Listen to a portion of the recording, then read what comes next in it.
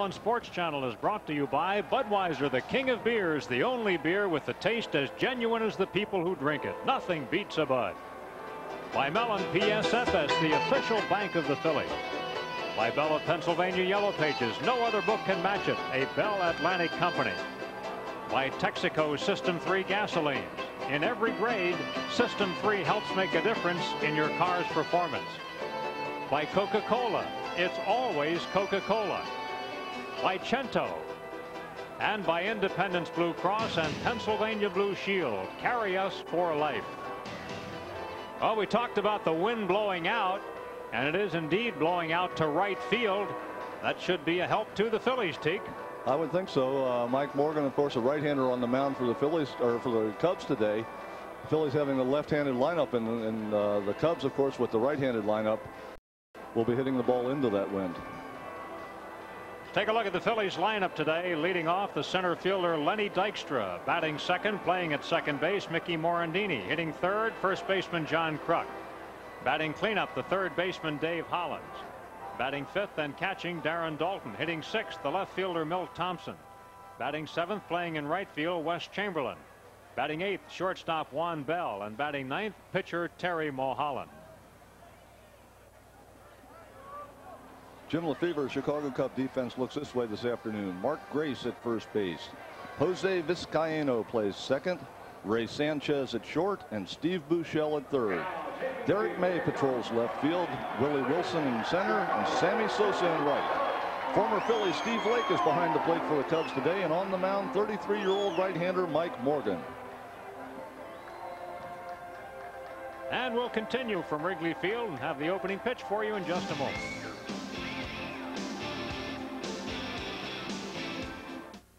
This is $20,000. This is also $20,000. You'd take care of this, wouldn't you? You should take care of your car just as carefully. Bring it to Jiffy Lube, the only place with the experience of servicing 68 million cars. Considering that your car is worth thousands of dollars, experience counts. We got experience at Jiffy Lube.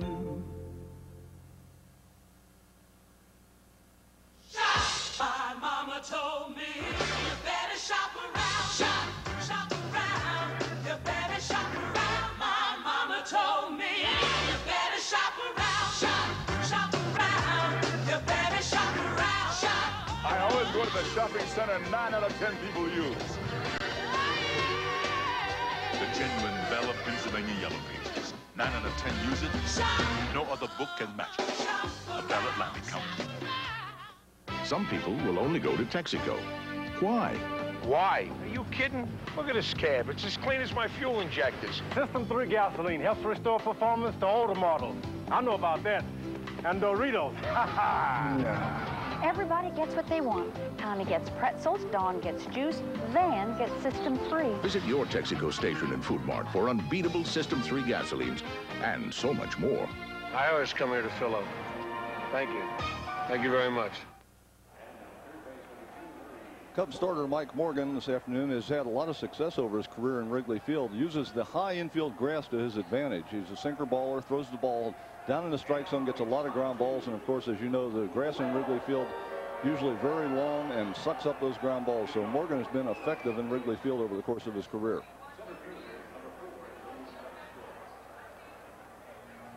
Just getting the announcement now that the game time temperature is 41 degrees, which isn't that bad, but with the wind chill factor, it's 20. Ooh. Oh. That hurts. Here's Lenny Dykstra to lead it off, and he rolls one to the second baseman. Vizcaino plays over to first. Not all that often do we see Lenny swing at the first pitch of the ball game, but he did here, and Vizcaino makes the play, one down. Wind from the northwest, 16 miles per hour. So one pitch and one out, and that'll bring to the plate Mickey Morandini. Mickey batting at .240 with a homer, 2 runs batted in. Third baseman Buechele is shallow, and Mickey takes a called strike. That's Harry Wendelstedt, one of the league's veteran umpires, calling balls and strikes, and you take a look at the positioning of Buechele.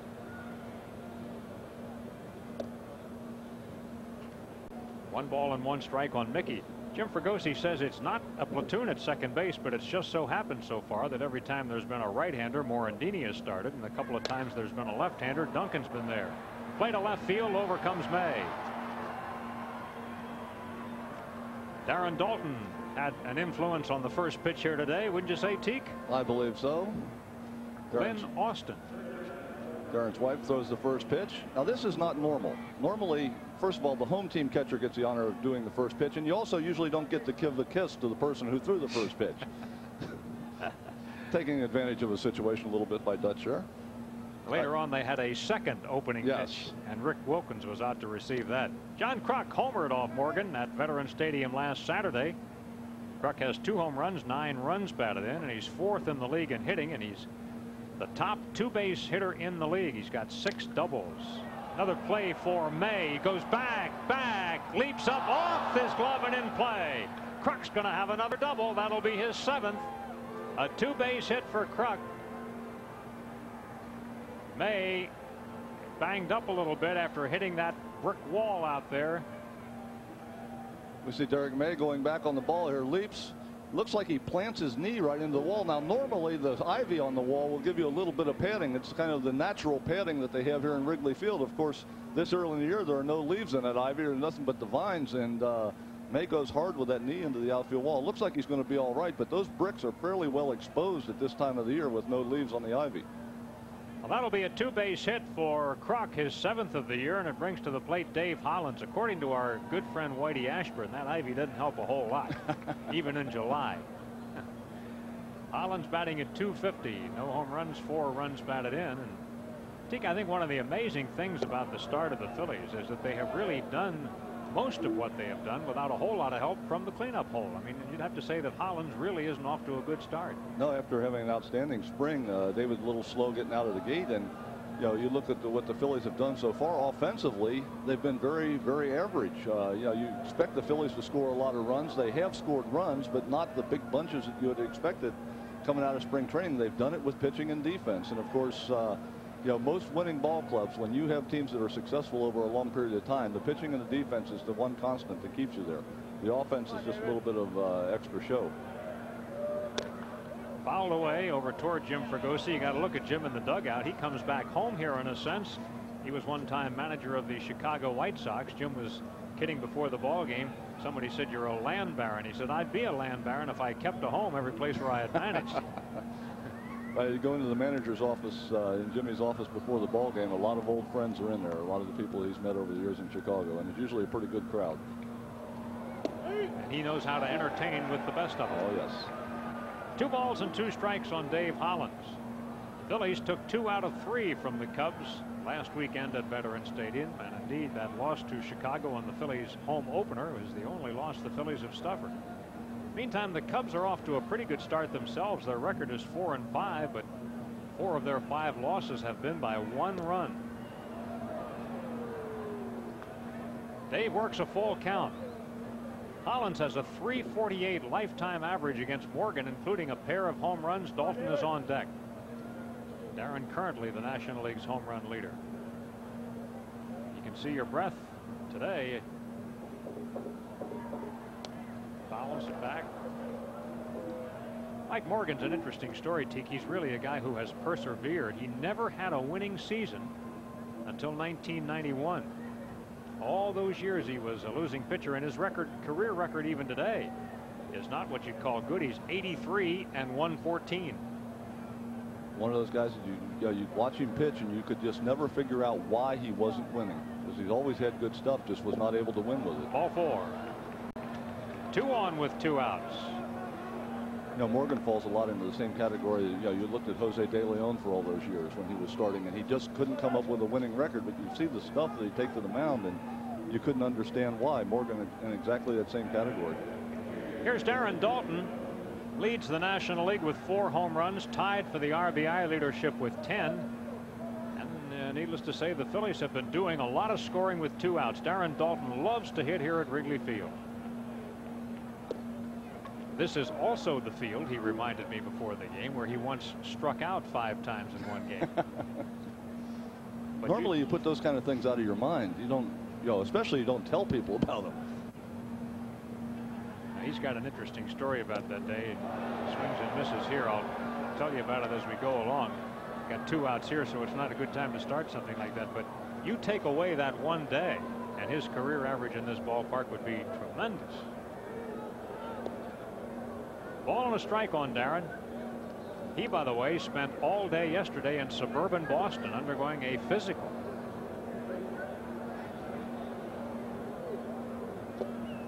He was supposed to go see the Red Sox team physician, Dr. Pappas. He said, I spent about 3 minutes with him and about 5 hours undergoing other kinds of tests.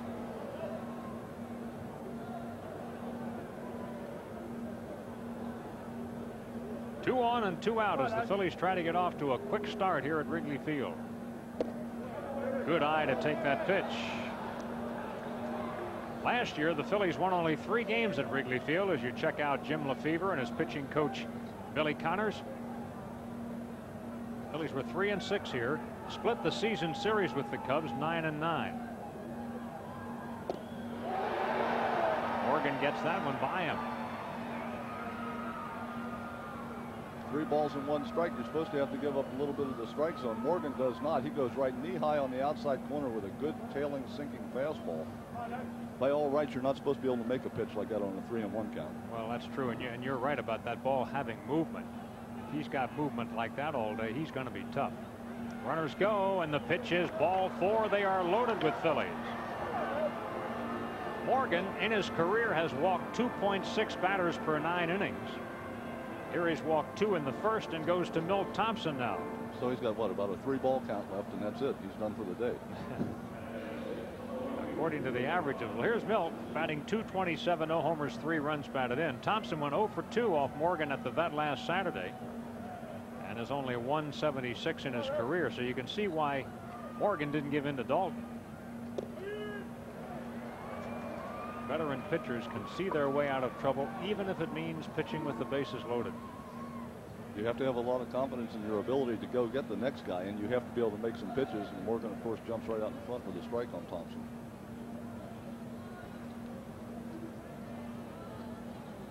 Milt hits a comebacker. Morgan leaps and grabs and gets out of the inning.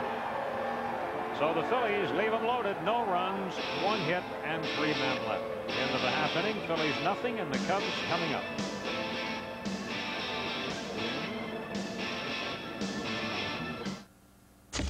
There was one thing about Bud that we kept hearing over and over.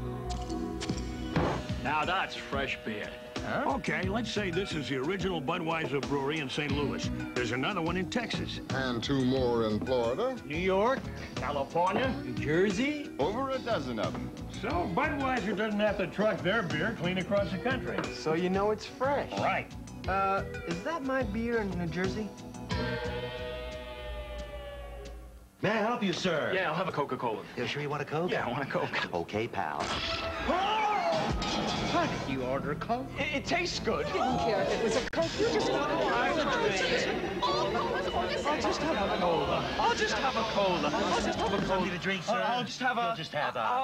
I'll just have a Coke. Ooh. Hear that, guys? A Coca-Cola. See ya, pal. Oh. Here's the Cubs lineup today. Willie Wilson leads off and plays center. Ray Sanchez is the shortstop. Then Mark Grace, first baseman. Cleanup hitter and left fielder is Derek May, batting 5th. Sammy Sosa in right, batting 6th. Third baseman Steve Buechele, batting 7th. Second baseman Jose Vizcaino. Batting 8th is the catcher Steve Lake, and batting 9th is the right-hander Mike Morgan. And defensively for the Phillies this afternoon, John Kruk at first base, Mickey Morandini at second, Juan Bell at short, and David Hollins at third. Milt Thompson in left, Lenny Dykstra in center, Wes Chamberlain in right, Darren Daulton doing the catching, and on the mound, 30-year-old left-hander Terry Mulholland. Terry off to just an outstanding start this year, 2-0 with a microscopic 0.53 earned run average. The only guy better in the whole league is Jose Guzman, who hasn't given up an earned run. And the reason why Terry has got off to such a great start, he's pitched 17 innings, only given up 7 hits and 1 walk. So he's made the opposition has only earned 8 base runners in 17 innings. You're not going to give up many runs that way. Terry will dig a little clay out of his spikes before we get started here. Field's in good shape here at Wrigley Field. They have resodded. It's all new grass again this season. Well, Willie Wilson was off to a good start for the Cubs his first year in a Chicago uniform, but now he's just 2 for his last 18. You got to say, though, Teak, these Cubs have played tough teams, tough pitchers in every game so far. All their games to date have been against the Phillies and the Braves. Phillies and the Braves are 2 top pitching staffs in the National League when you look at the starting pitching. There was an article in the paper this morning in the Tribune. Listen to the pitchers that they have faced, the starting pitchers. Steve Avery twice, Greg Maddux, John Smoltz, Tom Glavine, Pete Smith. This is Terry Mulholland for the second time, Kurt Schilling, and Ben Rivera. That's your first 10 games. There's a base hit for Wilson. Willie Wilson starts it for the Cubs with a softly struck single to left field. He's aboard. Terry Mulholland gives up a hit. Terry on Saturday against the Cubs gave up only 3 hits in 8+ innings. Ray Sanchez batting at 189. Sanchez the shortstop. Sean Dunston, of course, is on the disabled list with a bad back. A back that had surgery last year and did not totally respond in spring training. And frankly, the Cubs don't know when he'll be back, or when and if, I guess you should put it. Yeah, back injuries are a strange thing. There's really no way. Arms, you get an idea of what, how the progress is going to be. Backs, very, very difficult. You don't know how they're going to respond. Each player is different as far as his response to that type of an injury. Here's a little soft toss. They got a chance for 2. Dropped. Safe. Everybody safe. Well, I don't know really whether it would have been a double play ball, but certainly they would have had the runner at second base. Terry Mulholland committed a throwing error in his last game against the Cubs. It caused his downfall. There is no error charged here. It is simply going to be a fielder's choice. But the net result is the Cubs have 2 on without anybody out. The scorer's ruling is that the runner would have beat the play to second base here. Pretty difficult play for Terry in the fact that being left-handed, he's moving away from second base. He has to throw in an awkward off-balance position. We see there Wilson was in before the throw at second base, so rightfully called a fielder's choice. Mark Grace hit a home run off Mulholland at Veterans Stadium, and Terry sneaks that by him. Grace batting .429. He has an 8-game hitting streak. He is 12 for his last 22, and when he homered off Terry in the 9th inning on Saturday night, Jim Fregosi emerged from the dugout and brought Mitch in. And what did Mitch do, Teak? Bing, bang, bong. 3 straight strikeouts, all swinging. Good morning, good afternoon, and good night. Get out of here. Now, the writers down in Jim's office this morning said, Jim, how'd you get Mitch Williams to do what he's doing? And Jim goes, shh. Don't let him know he's doing anything different.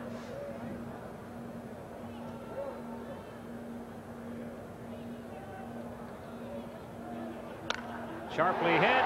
Off the glove of Kruk, rolling into the bullpen. Wilson's going to score. Sanchez being waved around. Sanchez is going to score as the ball comes over to third. It's 2-0 Cubs. A double by Grace in a 9-game hitting streak.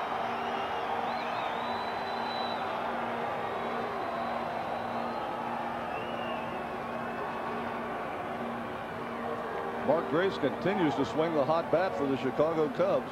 Coming into the game hitting .429 here, pounds the ball down the first base line. Kruk does a nice job of diving, trying to knock it down, just could not quite get it on the inside part of the glove. Hits off the very tip of his glove, and that slows the ball down even more and really kills it out in the bullpen. Gives Sanchez a chance to score all the way from first base. Grace with RBIs number 8 and 9. The Cubs have 2 on the board, and there are no outs as yet. Derek May comes to the plate. May hit a home run off Terry Mulholland in that game at the Vet as well. You look at this first inning, the way it's starting out for Terry Mulholland, it makes you think back to his lifetime record here in Wrigley. He has not been impressive at all. 2-4 with 11.18 earned run averaging career in Wrigley Field. Boy, I'll tell you what, and he's not alone having numbers like that. There are a whole lot of pitchers who have ugly numbers when you talk about their appearances just here at Wrigley Field. Yeah, Wrigley Field can inflate a whole lot of things. The only thing it deflates is your ego.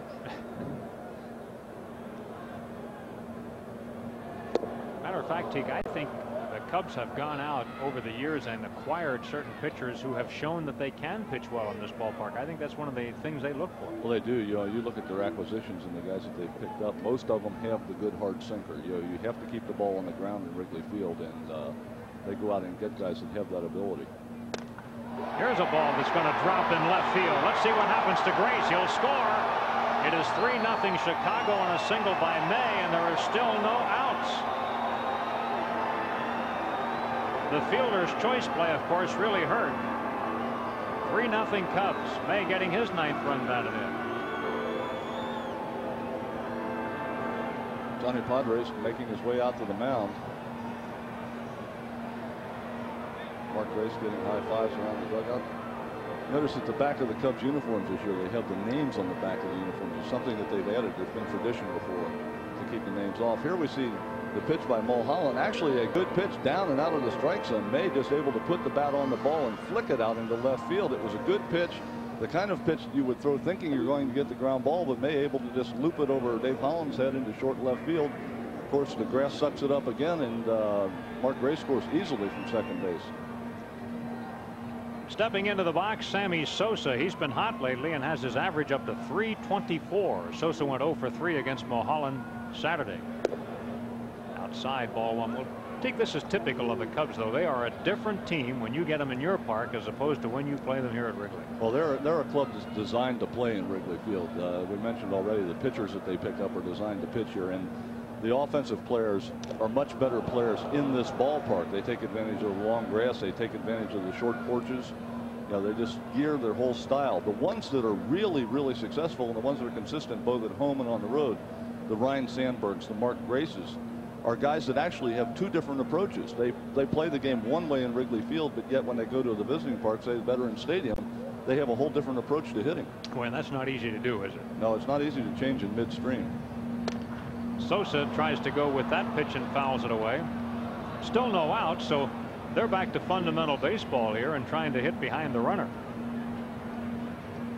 Sosa, over from the Chicago White Sox last year, had an injury marred first season in a Cubs uniform.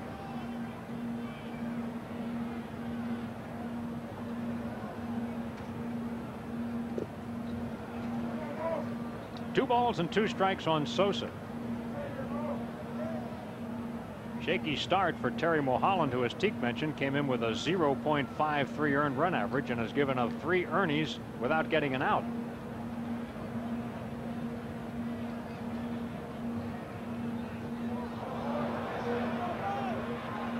Well, Sosa could not get any contact there, and he's walking slowly back to the dugout as Terry Mulholland claims his first victim.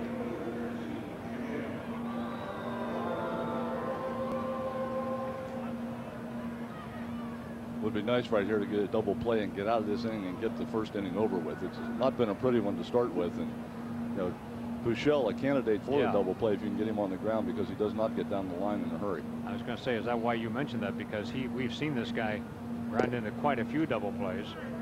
Steve is hitting at 200. Steve saying before the game that he thinks all of the Cub hitters are trying to do too much on their own. And I guess that's you know, a symbol of a team that has not had a good offensive start. Chasing Derek May back.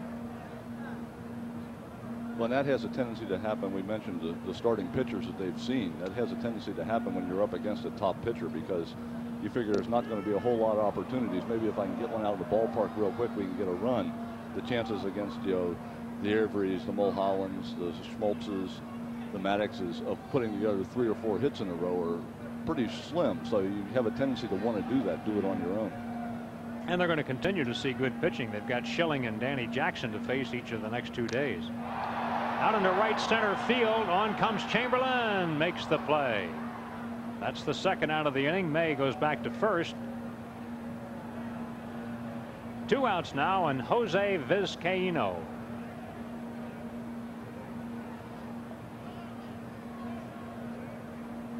Jose with a home run at Veterans Stadium. He's had 7 runs batted in 8 games for the Cubs. Filling in for Ryan Sandberg. I was looking in the notes the other day, and I was looking at stats, and Vizcaíno is I can't figure this out. The guy's got 7 RBIs. He's tied for second on the club with Mark Grace. But he's hitting 167. Now, how do you, I mean, you can't hit that many sacrifice flies. He's gotten them when it's counted. How's he getting them? I mean, he must be getting them in bunches. Well, you can get them on ground out sometimes, too. And he got 3 on that one swing on his home run at Veterans Stadium.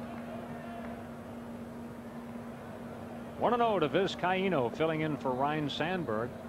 Got a medical update on Sandberg today, and they had x-rays of his left hand, showed that the 5th metacarpal continues to heal. And Ryne is going to be able to begin more baseball-specific work for the first time since the injury. And there's Rhino. He injured that hand back on March 5th. On the bottom of this news release about Sandberg, it says Cubs trainer John Fierro was admitted to Northwestern Memorial Hospital this morning due to the possibility of kidney stones. Makes the force out at second base, and that'll take care of the Cubs. But they have a good start today as Chicago gets 3 in the first on 3 hits. 1 man left on base. At the end of an inning, it's 3-0 Cubs.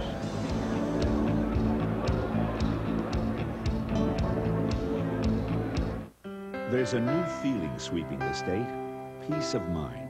Because now people who couldn't afford health coverage can get special care from Blue Cross and Blue Shield. It's the most affordable coverage available to families and individuals who earn too much for Medicaid but can't afford coverage on their own.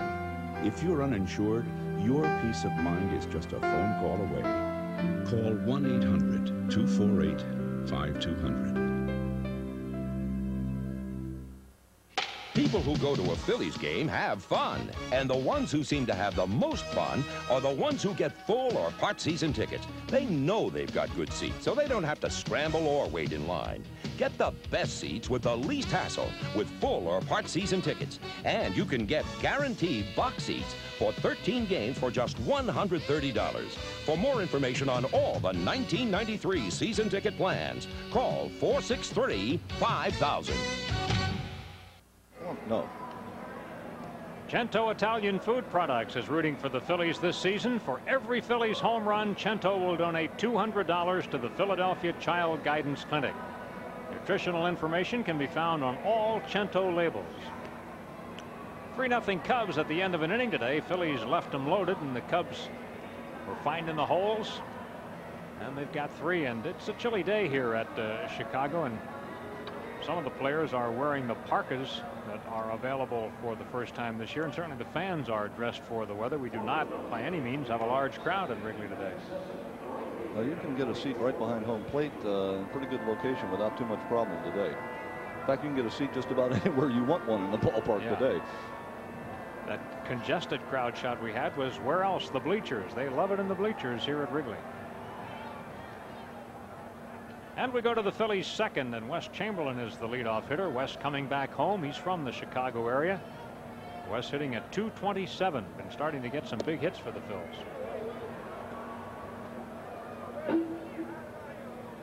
Bottom third, Chamberlain, Bell, and Mulholland.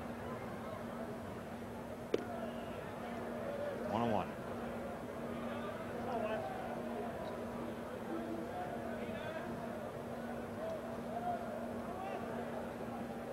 Cubs play him as a pull hitter. Center fielder Willie Wilson really pulled into the gap in left center. Morgan buzzes him inside. It's 2-1. We mentioned earlier about Darren Daulton liking to hit in Wrigley Field. Now his career's been a little longer, but Wes Chamberlain doesn't mind it too much either. He's hitting .308 in this ballpark over his career with 4 home runs. So this is by far his best road ballpark.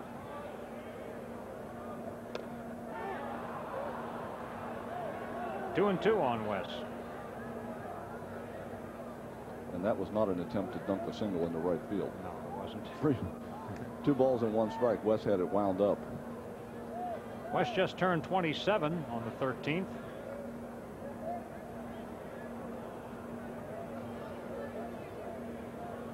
Whoa, 2-2 on Chamberlain, leading off the Phillies second. Puts it in play. Scooped up by Buechele. He'll have no throw. That's an infield single by Chamberlain. That's not what he had in mind, and he swung at a bad pitch, but he gets a base hit. Wes fooled by a breaking ball out of the strike zone by Morgan. just trying to get his bat on the ball, actually reaches out. Well, he did keep both hands on the bat, but he nubs it down the third base line. Steve Buechele, with 2 strikes, was playing back. By the time he got in and got his hands on the ball, had no chance to make a throw to first base. Actually, that's a pretty smart play by Buechele to just stick it in his pocket there, because he could have thrown that ball away. That's the only thing he could have done with it. Yeah, there was no chance of getting Chamberlain at first. The batter is Juan Bell. Takes outside, ball 1. You mentioned that Bell's been coming to life lately. Has 4 hits in his last 8 at-bats after going 2 for 18 to start the year. There have been contributions from many different directions early in this 1993 season on the Philly Ball Club, and Juan Bell's offensive contribution is something that you weren't really counting on when the season started. You wanted to just have him go out there and play that good, solid defense every day, which he has done since the first ball game. So, that's been one of the pluses. Up and down the lineup, Phillies have taken turns having different heroes. And even the pitchers are getting some hits, and certainly Phillies pinch hitters have done a good job. They're 3 for 8 already.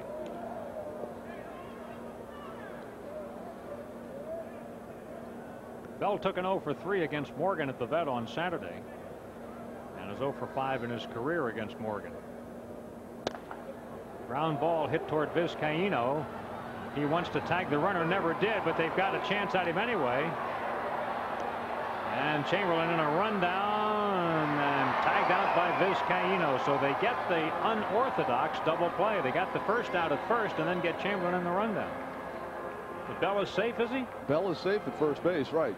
And the Cubs really messed up the play, because once Bell is called safe at first base, Chamberlain is a force out at second base. All they have to do is go tag the bag. Here we see Vizcaino cuts the ball off, cuts Chamberlain off. Wes Wisely stays out of play. Now the throw to first base is not in time. Bell is called safe. Now at this point, Chamberlain has to go to second base, but the Cubs, instead of just tagging the bag for the force out, continue to run Wes down in the rundown. The only thing they did there was give themselves an opportunity to throw the ball away. Well, they sure did that the hard way. So here's Mulholland trying to put down the sacrifice bunt, and he does get a good bunt down.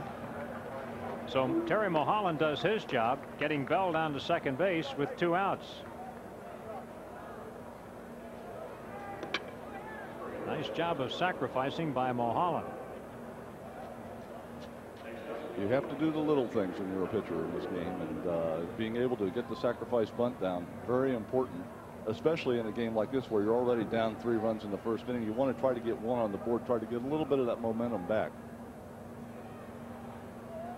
Lenny Dykstra steps in. Lenny, on the first pitch of the ball game, grounded out to second base.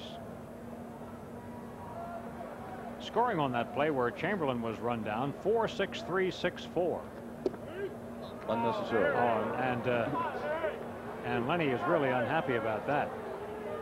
He can't believe that call.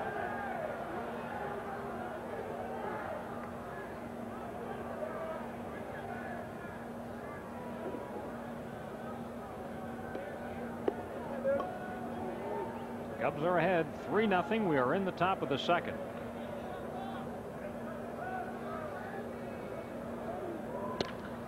Socks the ball toward Willie Wilson. Dykstra lines out, and the Phillies have been retired in the second. No runs, 1 hit, and 1 left. We go to the bottom of the second, 3-0 Chicago.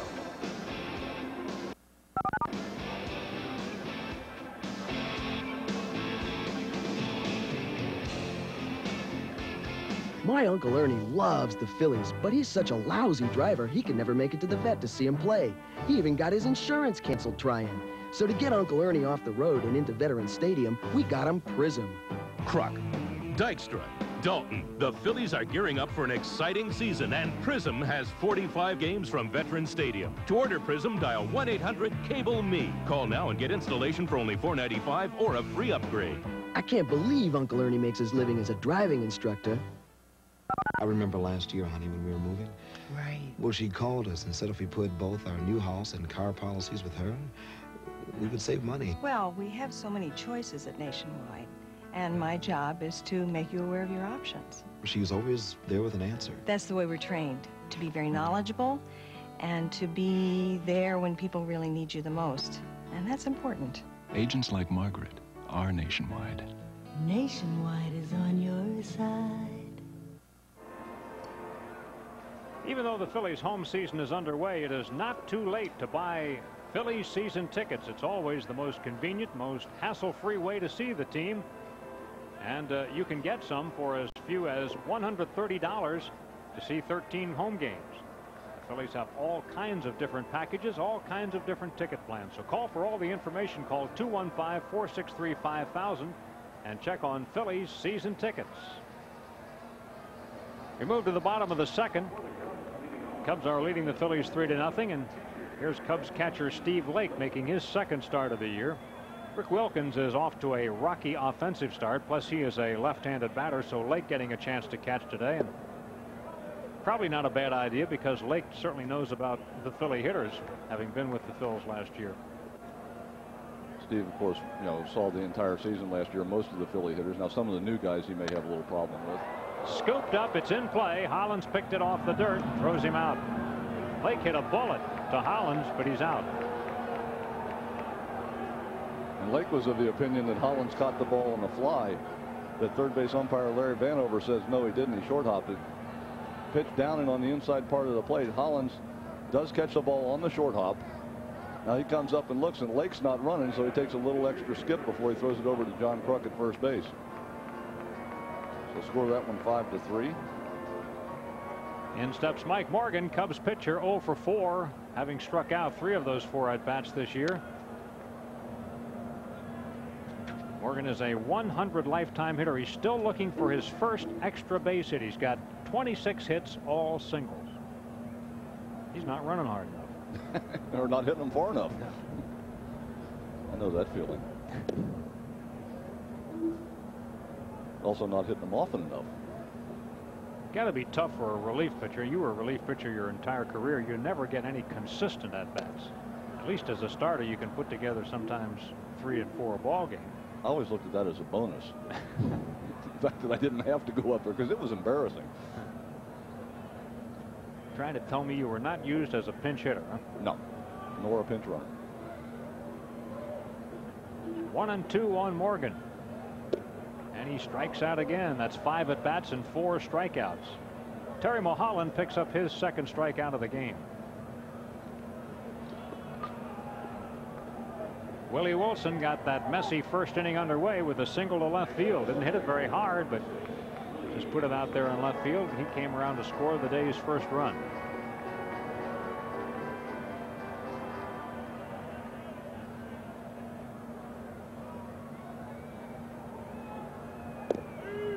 Takes a strike. Talking about the wind blowing out to right today and how that might benefit the Phillies. The reason is they have a left-handed pitcher and the Cubs have a right-handed pitcher. Phillies was many more left-handed bats in the lineup than the Cubs. Although in the first inning we saw John Kruk go against the wall in left field going against the wind. So. And 2 of the Cubs' best hitters are left-handed when you talk about Grace and May. Ball and 2 strikes on Wilson.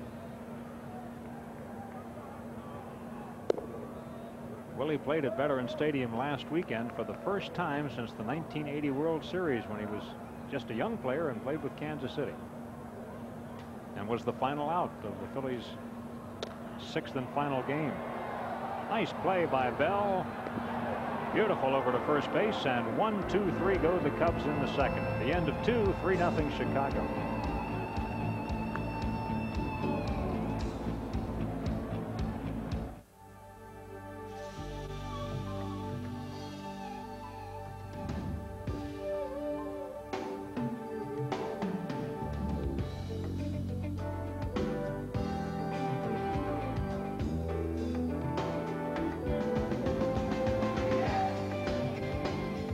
Fresh, pure, and natural. Budweiser, king of beers. Big games. Monday, April 26th at 7:35, and Tuesday afternoon, April 27th at 12:35. It's the first business person special. And Barry Bonds, Will Clark, and the Giants come to town. Call 463-1000. Saturday, the 24th of April, Phillies meet the Dodgers at 7:05. And all the fans 14 and under are going to get a Phillies baseball card book, including some Phillies baseball cards, free compliments of Donruss. Make your plans early and mark your calendar now, and then order your tickets easily by phone by calling 215-463-1000 or stop by one of the many local Ticketmaster locations. The date again, April 24th, and the Phillies meet the LA Dodgers. Darryl Strawberry and Eric Davis. Dodgers counting heavily on them this year, Teak, but they're off to a really slow start offensively. And both of them were actually benched the other day.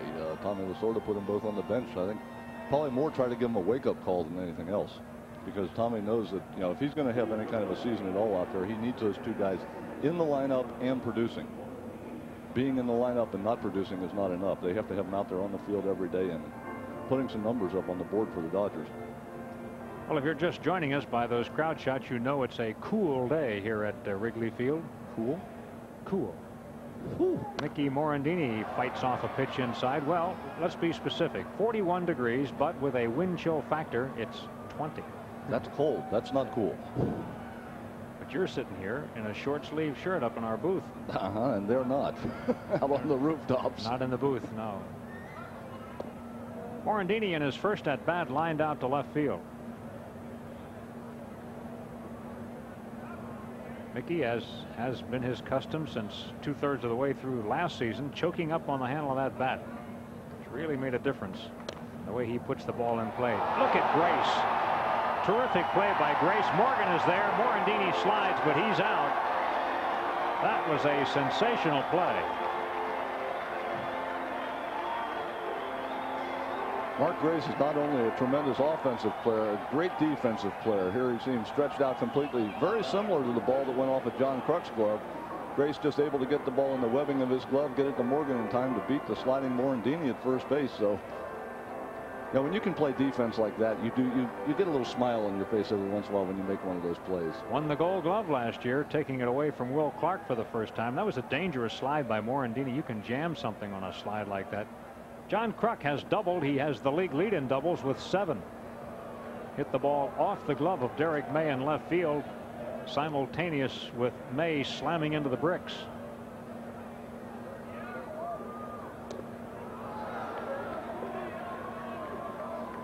(0-2) on Kruk. Kruk this year now off Morgan is 3 for 3. One of those hits a home run. When a hitter does that kind of damage against one pitcher, it has to be in the pitcher's mind, wouldn't you think, Teak? Well, you know who those guys are. This time Morgan wins his first strikeout of the afternoon. He gets John Kruk. And Morgan goes a little bit out of his norm. Normally he's a sinker ball pitcher away. Here with 2 strikes and no balls, he goes to the overhand curveball on the inside part of the plate. Has John way out in front. John not looking for this pitch at all.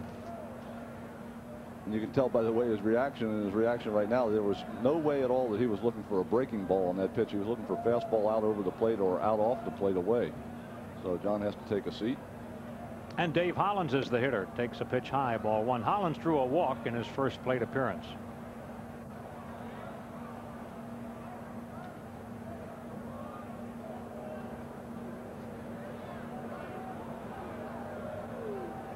Hollins has had good luck lifetime off Morgan, but not this year. He's 0 for 4 this year, but 348 lifetime, including a pair of home runs.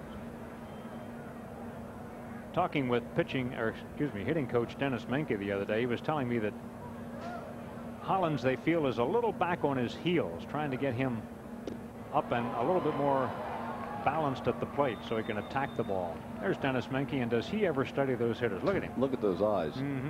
Doesn't miss a thing. Now you think that hitting coaches only work with players during batting practice, but they're watching all the time during the game, trying to see little things that happen.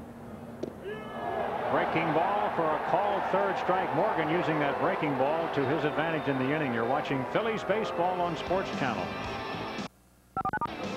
Go 1, 2, 3, and now we go to the bottom half with the Cubs ahead 3-0. Baseball. Phillies baseball. Dykstra, Dalton, Hollins, Kruk, the home team, the home field, comedy, Fatal Passion, Material Girls, True Love, Paths to Freedom, the best movie of the year, Home Team Sports. Great movies. Prism. One channel, 1 month, 1 call. Make it now.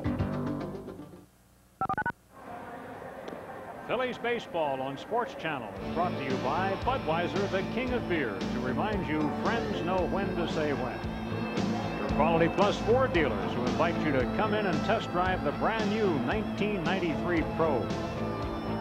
Nationwide Insurance. Nationwide is on your side. Your Nationwide agent and ambler is Frank Canizaro. Wrigley Field, Chicago, on a very brisk spring afternoon. Phillies and the Chicago Cubs. We were in Houston when the Cubs had their opening series, so we were able to watch their games on the Super Channel, and so we know for a fact that the Cubs haven't had a really good day weather-wise for a game yet this year. No, normally early in the year you're going to have bad weather in Wrigley Field. The proximity to the lake. The odd thing about today is that the wind is blowing out to right field. Normally early in the year with the weather coming in off the lake, you get a lot of the wind blowing in. Today, one of those rare days, probably some kind of a front. In this case, knowing what's going on out there, a cold front that's coming in. It is moving the wind out toward the lake. Check those flags. They are always in the exact order of the standings of that particular day. They do a terrific job here at Wrigley Field. Sanchez reached on a fielder's choice. There was a runner at first at the time, and Terry got a comebacker to the mound and tried to make the play at second, but missed late. Now, that was all part of a big 3-run first for the Cubs, and they sit atop this game 3-0 at this point. So technically Sanchez is 0 for 1, and now he's got himself a base hit. Sanchez on a half swing single to right field gets a hit to start the third. Chicago hit number 4. Now you go into that dangerous part of the Cub lineup again. Mark Grace and Derek May. So this is the part of the lineup that did the damage in the first inning. Terry's going to have to bear down here, or else, you know, this game could get opened up early. Grace had the biggest single blow of the inning, a 2-run double off the glove of Kruk. Chases a high pitch. Speaking of the dangerous part of the Cub order, you always used to think of Andre Dawson. Nice to see the Hawk got his 400th home run yesterday. In Boston. Now, of course, a member of the Boston Red Sox. What a great guy. Step off move. Yes, he is. And a guy who has really prolonged his career by staying in excellent shape and really doing a lot of extra work. You know, he's had bad knees now for a long time.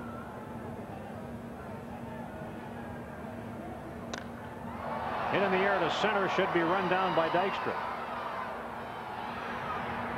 Money is there. That's the first out. Grace retired on an easy fly ball, 1 away.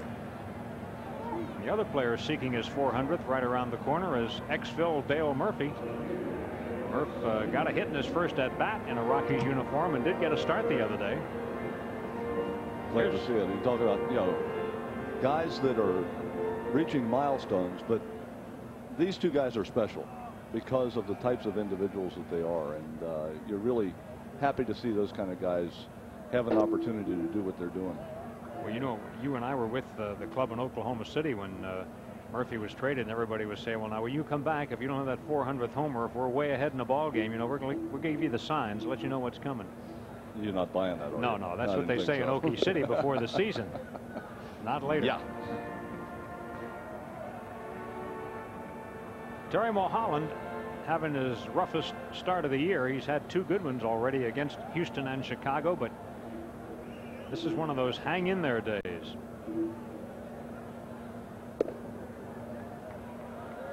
No doubt that he fears May. May with an RBI single today, and May homered off him at the vet. 3 balls, no strikes on Derek.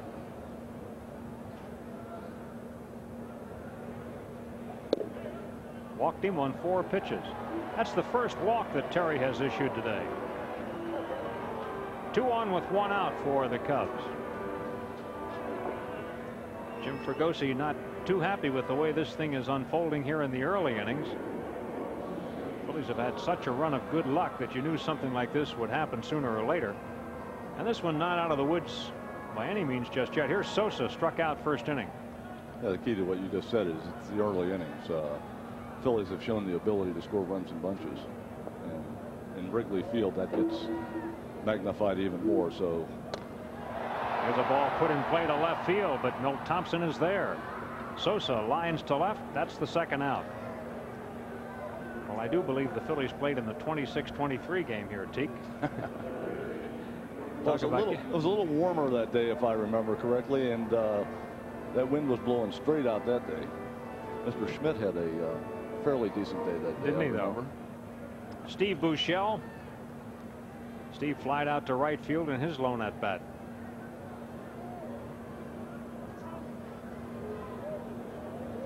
Two on and two outs for the Cubs in the third.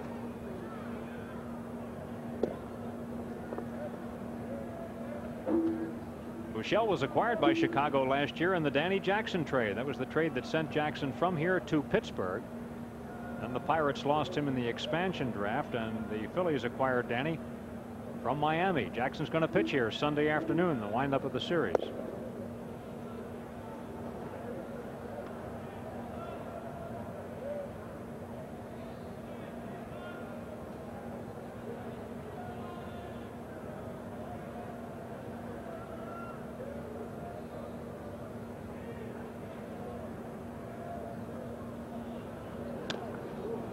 Good pitch on Buechele, riding in on his fists. 2 balls and a strike.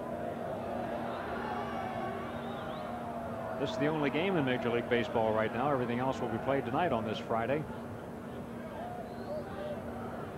And the Phillies and the Cubs again tomorrow afternoon. That one will also be on Sports Channel, and that game will begin at 4 o'clock Eastern time tomorrow.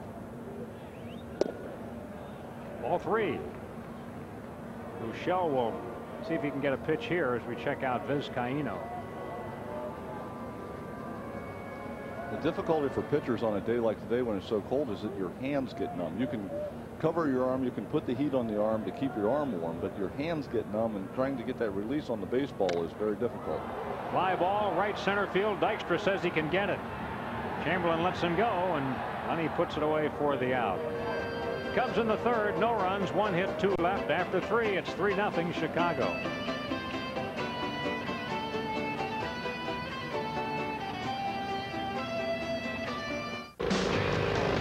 We thought we'd been everywhere, seen everything. We were wrong. We're back to the bone. We're back to the bone. These guys were weird, and we liked it. Later, they took us to the Tower of Bud. Brother, tomorrow we ride again.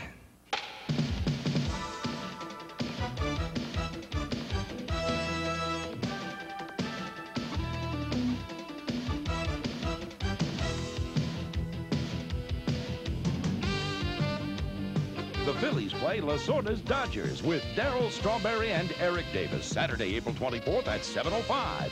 Free baseball card books for all fans, 14 and under, compliments of Donruss. Reserve your tickets now. Call 463-1000.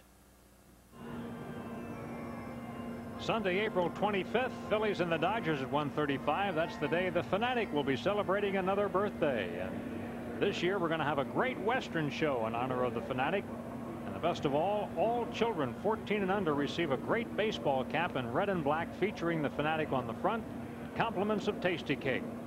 This is always one of the best family times of the year, so make your plans now to come on out and witness the Fanatic's birthday. Get your tickets by calling 215-463-1000. Andy Musser with Kent DeCalvi. We move to the 4th inning here at Wrigley Field. It's 3-0 Cubs. Darren Dalton, whose wife Lynn threw out the first ball today. They're leading it off here. Darren drew a walk to load the bases in the first, but the Phillies could not cash in that opportunity and left 4 men on base. Darren loves Wrigley Field.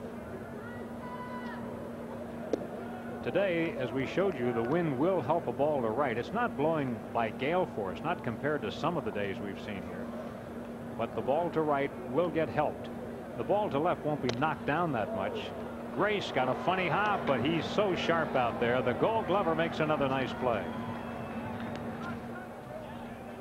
1 out. Ball hit in a similar place as last inning, but this time Grace playing more to pull. You see why he's such a good fielder. The glove starts down at the ground, and then when the hop comes, the bad hop comes, he's able to come up with it. Guys that are not good fielders will start with the glove up and try to jab down at the ball, and that's what gives them problems. Thompson takes low, ball one. Milt hit a comebacker his first time up, hitting it back to Morgan. Little chop, going to be a tough play. Sanchez gets him. You know, there are those here in Chicago that feel that right now Sanchez is playing shortstop better than Dunston did. Well, he plays this ball very well. Comes charging in, watches the ball all the way into his glove, gets his feet set, and throws Milt out by a good step or step and a half at first base. So that's an outstanding play by Sanchez right there on a ball that was not sharply hit. Ray Sanchez filling in until Dunston get back. And of course, you know, the offseason they talked about Dunston maybe playing some outfield this year. I don't know whether that's ever going to be the case or not, but they were not sure that he was going to be their shortstop to begin with. Chamberlain, did he swing? He did, says Randy Marsh, the first base umpire. West got himself an infield single in his only at bat. When you talk about Dunston playing the outfield, I think the Cubs people look at that and they see that great arm of his and think, well, that would be a cannon from the outfield. Some guys, when you move them to the outfield, that doesn't work. Here's a bid for a home run, but a nice play by May. Derek May goes into the corner and grabs it, and the Phillies are out in order in the fourth. We move to the bottom half of the inning. You're watching Phillies baseball on Sports Channel. We go to the bottom of the fourth, and it's 3-0 Cubs. Master the art of pitching and catching with Play Ball the Major League way. You'll go inside the game to learn the Major League secrets for successful pitching. The coaches who teach the pros will now teach you. What you get on a cross seam is a truer flight of the ball. The ball's going to spin off here. Plus, you'll see Major League stars apply the same game-tested pitching techniques. Then you'll go behind the plate to uncover Major League methods, including blocking home plate, accurate throws, and even flashing signs. Make sure that those signs are given well back in that growing area so that they're well protected and only your people can see them. To learn how to catch like a pro, it's Play Ball the Major League way. To order pitching and catching for $19.95 plus $4 shipping, send check or money order to this address. Or use your credit card and call 1-800-255-9200. That's 1-800-255-9200. Games. Monday, April 26th at 7:35, and Tuesday afternoon, April 27th at 12:35. It's the first business person special. And Barry Bonds, Will Clark, and the Giants come to town. Call 463-1000. Cubs ahead 3-0. It's the old-fashioned scoreboard where they put the numbers up by hand, and we've got another one in the league now too, don't we, Teague? Yeah, the Florida Marlins have constructed one at Joe Robbie Stadium where they hang the numbers by hand, and you see a couple of the holes empty where the people that work out there have an opportunity to look out and see what's going on. I tell you what, you get yourself into a high-scoring game in this ballpark, and you're adding up numbers out there in a hurry because they do not total the score on that board. It's a scoreboard without the total score. Vizcaíno leads it off for the Cubs. He hit a sharply struck ball that was deflected by Mulholland to second for a fielder's choice that ended the inning. It was a 1-4-6 play, so Vizcaíno is 0 for 1 today. 2 balls and no strikes as Mulholland goes against the bottom third of the Cub order here in the fourth. Vizcaíno, Lake, and Morgan. 3-0.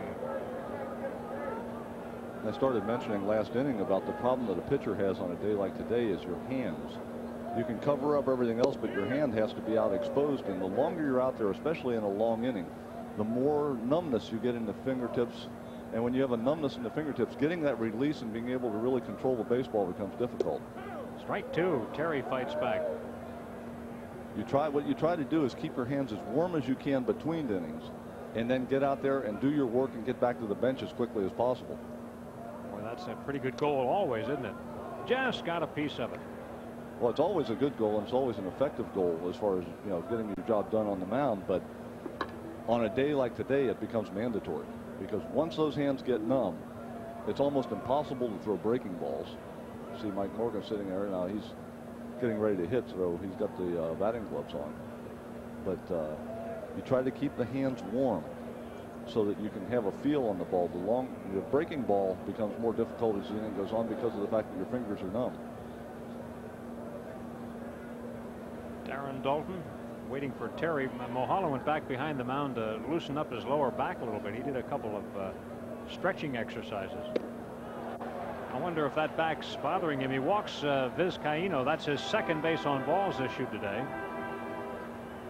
Steve Lake will hit. And this would be a double play opportunity, as we would like to say, wouldn't we? Well, Laker, since he's a former Philly, let's be kind. He's not the fleetest of foot in the league. We have come to realize that. That's true. And he does hit the ball on the ground at times, although Lake can surprise you. I mean, you know, he is. You look at him and he doesn't necessarily look like a hitter, but he gets them at key times and he can surprise you. Terry with his quick step off move. Vizcaíno is safe. He hasn't stolen a base, nor has he been caught. Cubs are way down in that stolen base area this year. They have 3 stolen bases. They have not been caught stealing. They haven't had many base runners, and they've normally been behind. Here's a ball rolled to deep short. I don't know whether that's 2 or not. Yes, it is. It is, with Lake running. You're right. Even though that was deep into the hole. So Lake hits into a double play. And there are 2 outs. Mike Morgan coming to the plate. Morgan struck out first time up, and indeed he has fanned in 4 of 5 at-bats this year.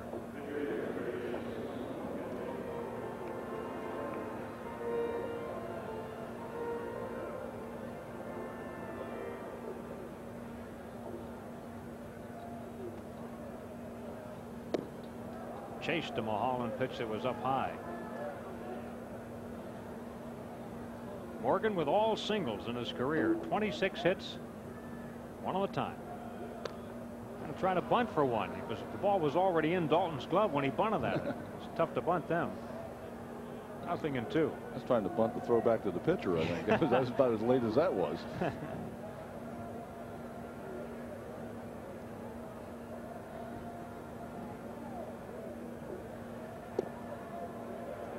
Still alive, 1-2.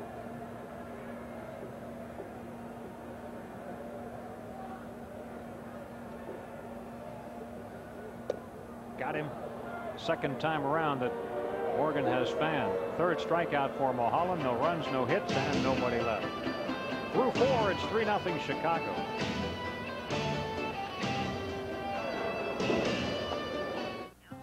My brother, about to become a father. So how big can a crib be?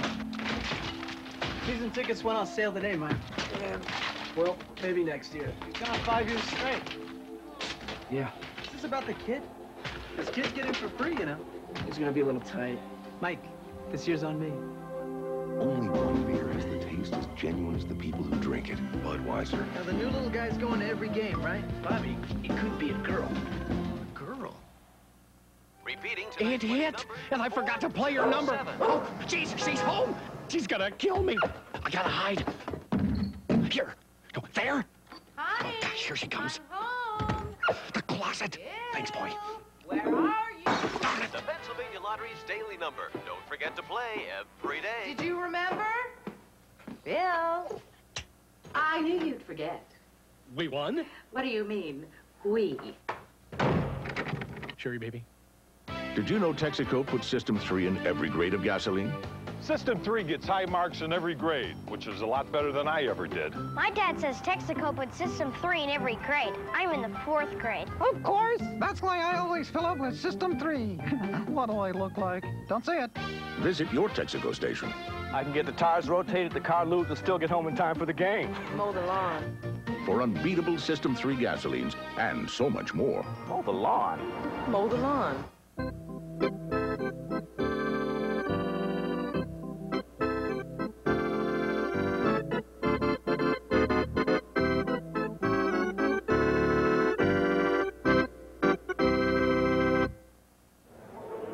Brand new gift item for the ladies this year. All women 15 and over on Sunday, May 9th. When the Phillies meet the Cards at 1:35, we're going to get a terrific red and white umbrella featuring the Phillies logo. It comes compliments of MAB Paints. The number for your tickets, 463-1000. We're in the 5th inning with Juan Bell leading it off for the Phillies, who trail 3-0. Bell hit into a fielder's choice his first time up. Juan, 4 hits in his last 9 at-bats. Taps it on the ground on the right side. Vizcaíno plays to first, 1 out.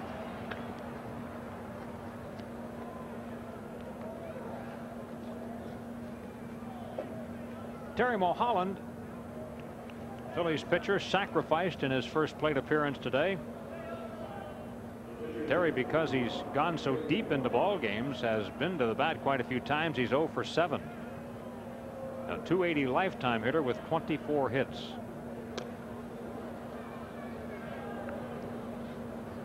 Did I say 280? That's what I thought you said. I saw you looking at me crazy. I meant to say 080. 080 lifetime. I saw, you know, I didn't. I haven't seen the club for a week, but he must have had a heck of a week. Thanks for giving me that look, Teak. 1 ball, 1 strike. 280 will find him a position. Really?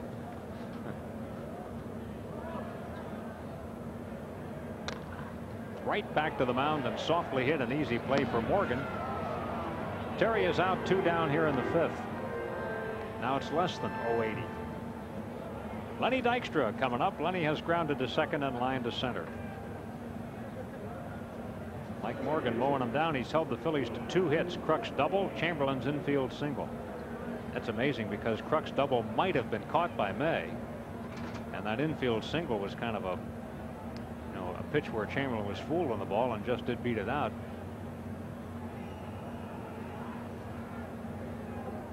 Here's Lenny's 3rd at bat. Lenny has hit safely in 5 of the last 6 Phillies games. Takes a strike.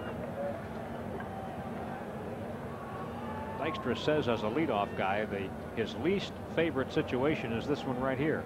Bases empty and 2 outs. But it's amazing how many rallies can be started just this way, especially when you're at the top of the lineup, because then you've got good hitters coming up. But normally with 2 outs, what you have to try to do, you know, if you're going up there with a plan with 2 outs and nobody on, you want to try to get an extra base hit, so it only takes 1 more base hit to score you, and that of course takes Lenny a little bit out of his normal mode. 2 balls and a strike on Lenny. You've got to look at Morandini, who will bat next. Of course, the way Lenny's been running the bases this year, stealing the bases, you can get on and turn it into a double very quickly. Yeah, he has 5 stolen bases, tied for the league lead. And a 3-1 count here.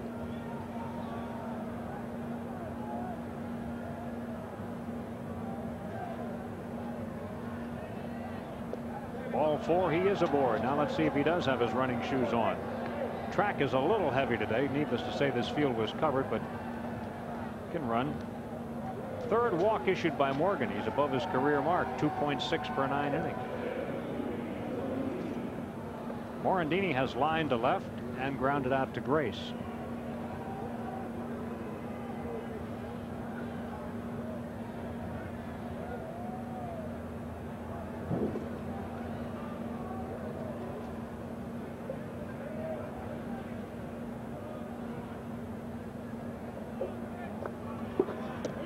On the corner. Good pitch for Morgan. That's exactly where he wanted to put it, and he did.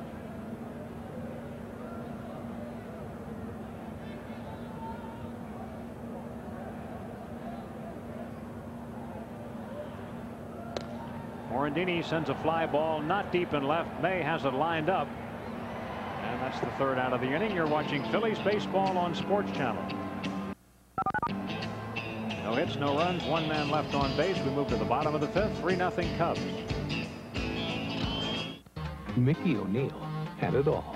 Bring the ladies another bottle of champagne. A beautiful girlfriend. Mickey, I love you. A popular nightclub. And a way with words. There are those who find a kind of giving in their taking. That's me. Whoa! Until he went too far and lost it all. Hear my my song. The story of Mickey O'Neill's magical journey to find the one man who can bring it all back. The man went AWOL 25 years ago. You know he's not dead. God spare him. I know he's here, Fenton. His journey will lead him into a world he never knew existed, where anything can happen. Introducing Adrian Dunbar and Tara Fitzgerald, and starring Ned Beatty as the one man who can bring them back together. Phillies baseball on Sports Channel is brought to you by Jiffy Lube, America's favorite oil change. Bell of Pennsylvania Yellow Pages. No other book can match it. A Bell Atlantic company. The Pennsylvania Lottery is a participating advertiser in Phillies baseball. Lottery proceeds benefit older Pennsylvanians. Got a dark sky overhead here at Wrigley Field right now, and we had drizzle on the field before the game. When Teak and I were down there doing the opening, we were being drizzled upon. And there is some more rain and snow showers in the forecast for the Windy City for tonight and again early tomorrow morning. But this ball game is now official, and we should be able to get in tomorrow's game as well. And if you're in the neighborhood, yes, tickets are available. That is the definition of one brave soul right there. Sitting with all his friends in the Bob Uecker section. Front row. But he's used to calling them from that seat, and that's where he's going to sit. That's right. Don't want to change your perspective on the game. Bottom of the fifth, Willie Wilson leads it off. He has singled and scored 1 for 2.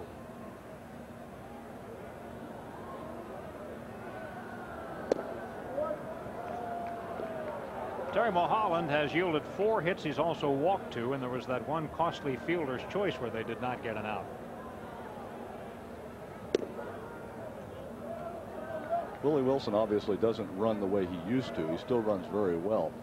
Remember in 1980, in January of 1980, I was in Kansas City for a banquet that winter, and they put like 6 straight back-to-back inside the park home runs that Willie Wilson hit that year. Oh. It was unbelievable to watch that, just, you know, the way he was flying around the bases. Well, you know, he has 142 triples. He is the top active major leaguer in 3-base hits. None so far this year. 2 balls, 2 strikes on the veteran Willie Wilson. He did not have a good World Series that year against the Phillies in '80. He batted 154 in the series that year with no runs batted in. That was the year during the regular season he went to the plate 705 times. Ball 3, a full count on Willie. He's 37 now. And this is his 16th major league season. Got him. Terry gets him on a high fastball, his 4th strikeout. Terry normally keeps the ball down in the strike zone. Here with 2 strikes on Wilson, he gets the ball up in the strike zone and actually got the ball right on by him. You won't see Terry Mulholland throw that fastball by people too often, but that time he had it set up nicely and pushed it right past Wilson. Ray Sanchez 1 for 2, a single, and he scored a run. We've also seen him make some pretty good plays in the field today. And he has a bad swing at that. Strike 1 on Sanchez.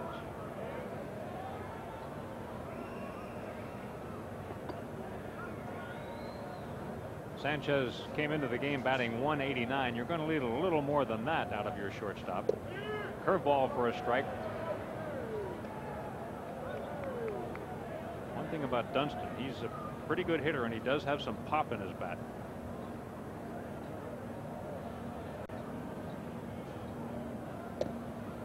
Inside, it's a ball and 2 strikes on Ray Sanchez. His first name is spelled R-E-Y.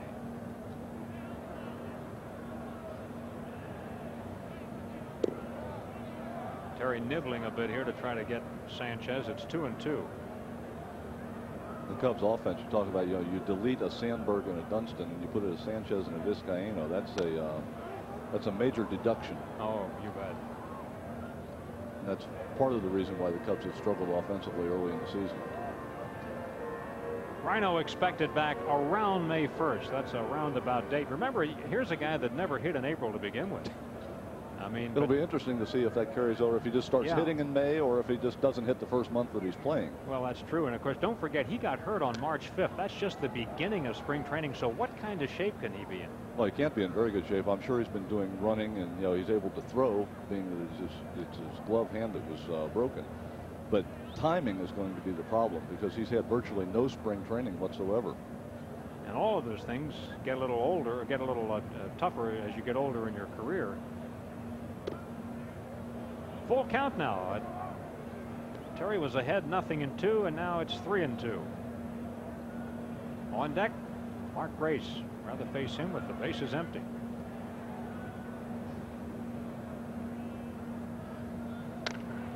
Check swing almost.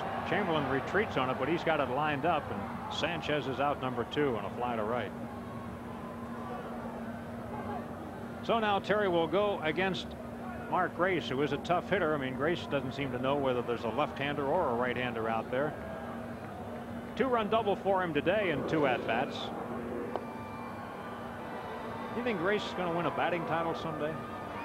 I don't know if he's going to win a batting title. This ballpark is a tough ballpark to win a batting title in due to the fact that, you know, the dimensions are small, which puts the outfielders in closer and bunches them a little bit more. So it's a lot of times some of those line drives that in other ballparks will drop in will be caught in this ballpark.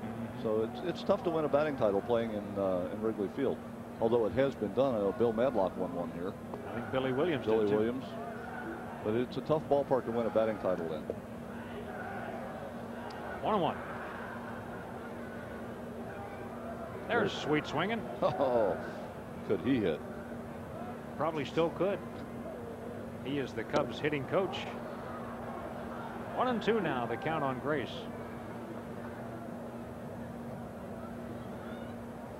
Mark bats with the bases empty and 2 out in the 5th. Stayed away, and it's 2-2. Grace in his lifetime has batted .286 when facing Mulholland. Line drive, and he's got himself a hit. Second hit of the day. He's 2 out of 3. Hit number 5 for Chicago. And that one hurt. Caught that ball right on the end of the bat. You see him pulling the batting gloves back up. On a cold day, you don't want to hit the ball on the end of the bat or on the fist. And Mark Grace reaches out and just barely gets this ball on the end of the bat completely extended. And that one will ring for a while. His fingers will tingle. But he will take it, won't he? He will take it. Derek May has singled and walked, driving in 1 run. This guy's becoming a tough out. You can see why Jim Lefevre put him in that cleanup spot in his lineup and said, "You're going to be my cleanup man." Born in Rochester, New York, but he lives in Newark, Delaware, graduate of Newark High School in 1986. Son of Dave May, who had a fine major league career. Twice in his career he's hit 2 home runs at Veterans Stadium. He did it last week on the 9th of April, and he also did it on June 19th of 1992. In each case he drove in 5 runs. Fly ball to left. Bell makes the call, and the catch. May is out, and down go the Cubs. No runs, 1 hit, 1 left through 5, 3-0 Chicago.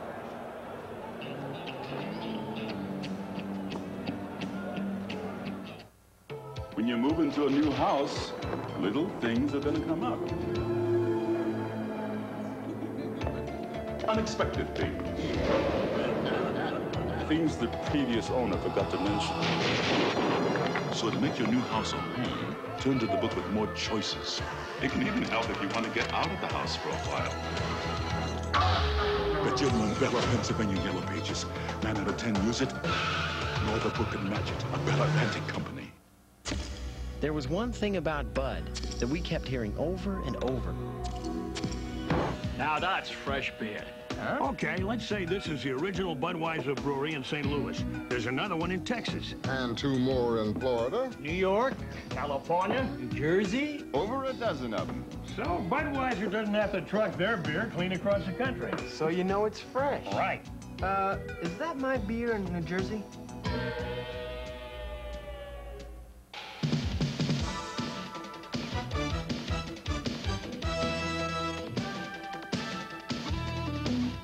You don't just watch a Phillies game. You experience a Phillies game.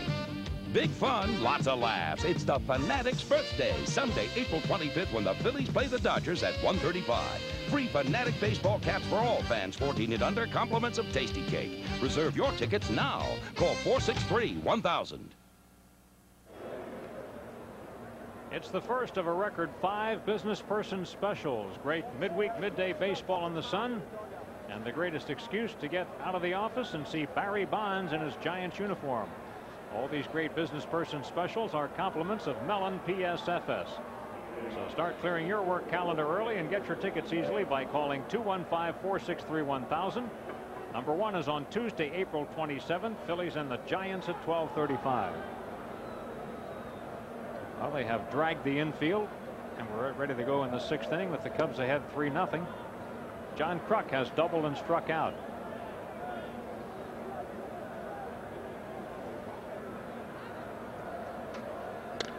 John's got himself another hit. Single to right.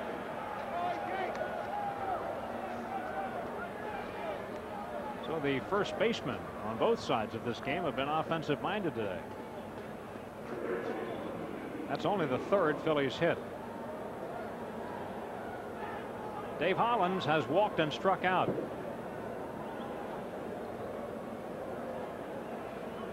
Cubs have been sitting on this 3-0 lead since the 1st inning.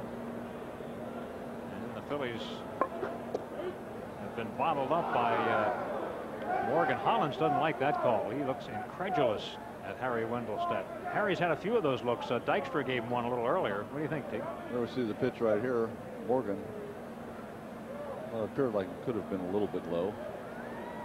Tempers will normally be a little bit short on days like today. When it's cold, you're not in a real good mood to start with. And of course, the 2 guys that we've seen, Dykstra and Hollins, they don't play normally in a good mood to start with. And you put them in bad weather, it gets even worse. So they're liable to question a call or 2. We were talking earlier about that day that Darren Daulton struck out 5 times here. Darren talks about coming back to the stands. He said the fans were getting on him. He said, but there was one lady, every time he came back, this lady said, stay with him. Don't worry. You'll get him next time. Stay there. You know, don't worry about it. Keep your head up and all this. After the 5th time, Darren's on his way back to the dugout. He struck out 5 times in a row. She said, don't worry about it. She said, you know who else did that? Your manager. He said, I had to laugh. He said, it was no time to laugh, but I had to.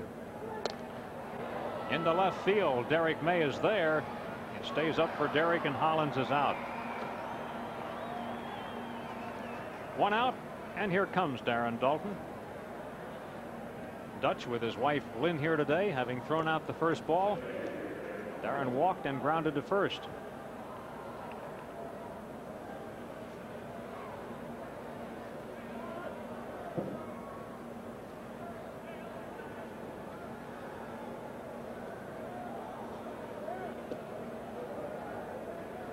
We're starting to see a little bit of a pattern develop here. Morgan early in the game, majority of his outs were on ground balls. Now all of a sudden the Philly hitters seem to be consistently able to get the ball in the air. So could be an indicator that Morgan is starting to lose a little bit on that sinking fastball and leaving it up in the strike zone.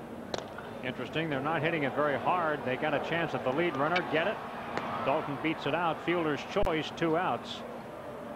Daulton safe at first. And Milt Thompson will bat. They're not getting solid contact, though, no matter where they hit the ball, ground or air. Thompson today 0 for 2, doesn't have it out of the infield. He's grounded to Morgan and grounded to short. Well, with all these day games in Chicago, Phillies get a chance to get to know the Chicago restaurants pretty well. We've got 2 of Chicago's famous restaurateurs seated just to our left and our right. We've got Harry Carey on the left. He's got his own spot. And Steve Stone, Cub broadcaster, over on our right. He's got all kinds of places around town. I wonder if that's part of the broadcasting deal in Chicago. You get your own restaurant. Must be.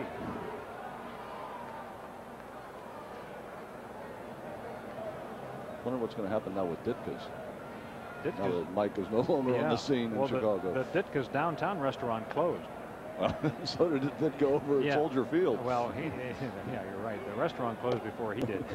But the one out by the airport's still going. Talking to Harry Carey about his place one day, he says, that's my retirement account.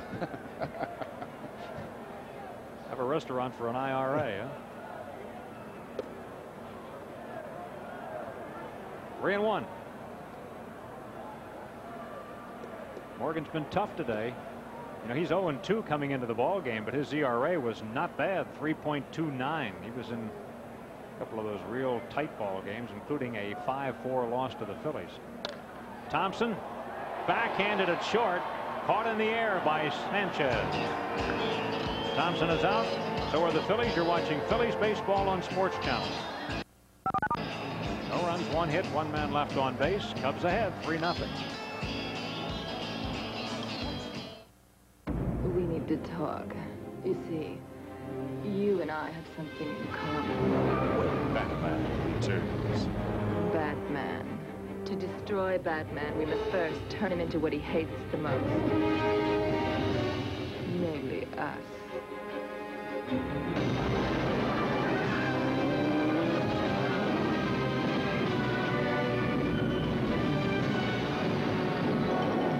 Batman.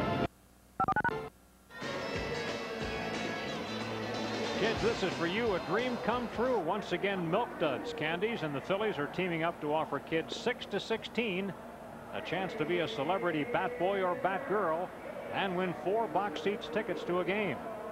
Pick up an entry form at the advanced ticket windows, the fan accommodations room behind section 224, or look in your Phillies souvenir program. Hurry, this offer is limited. Getting a little darker here at Wrigley Field. Needless to say, the lights are on. Teak, this is an advantage we wouldn't have had a couple of years ago. They only have had lights here now about 4 or 5 years. By the way, they're about to play their first night game of the season on Monday, and the Phillies will be back here for a night game on their second and last trip in. They only make 2 trips in town this year. Yeah, because of the addition of the Rockies and the Florida Marlins, schedule has changed. Normally you would go 3 times in the past in the Eastern Division cities and twice in the Western Division cities, but now 2 trips each. Interesting change for the players. I know a lot of the players are disappointed that they don't get to come to Chicago for 2 days or 2 trips, because Chicago, one of the favorite cities for all the players around the league to come to. Yeah, I think it's because of the day games and the fact that you have your evenings off, and it's raining. That's why it's getting so dark looking here. We do have an official ball game. That's the good news. The bad news is the Phillies trail at 3-0. I guess in this case the bad news exceeds the good news, doesn't it? Yes. 2 points for the bad news, only 1 point for the good news. And even worse news, it's the Cubs' turn to bat. Bottom of the 6th inning, Sosa to lead it off. He has struck out and lined to left. One thing we found out about this field over the years, though, it does absorb water well, and lots of it. Here's Sosa, came into the game batting .324.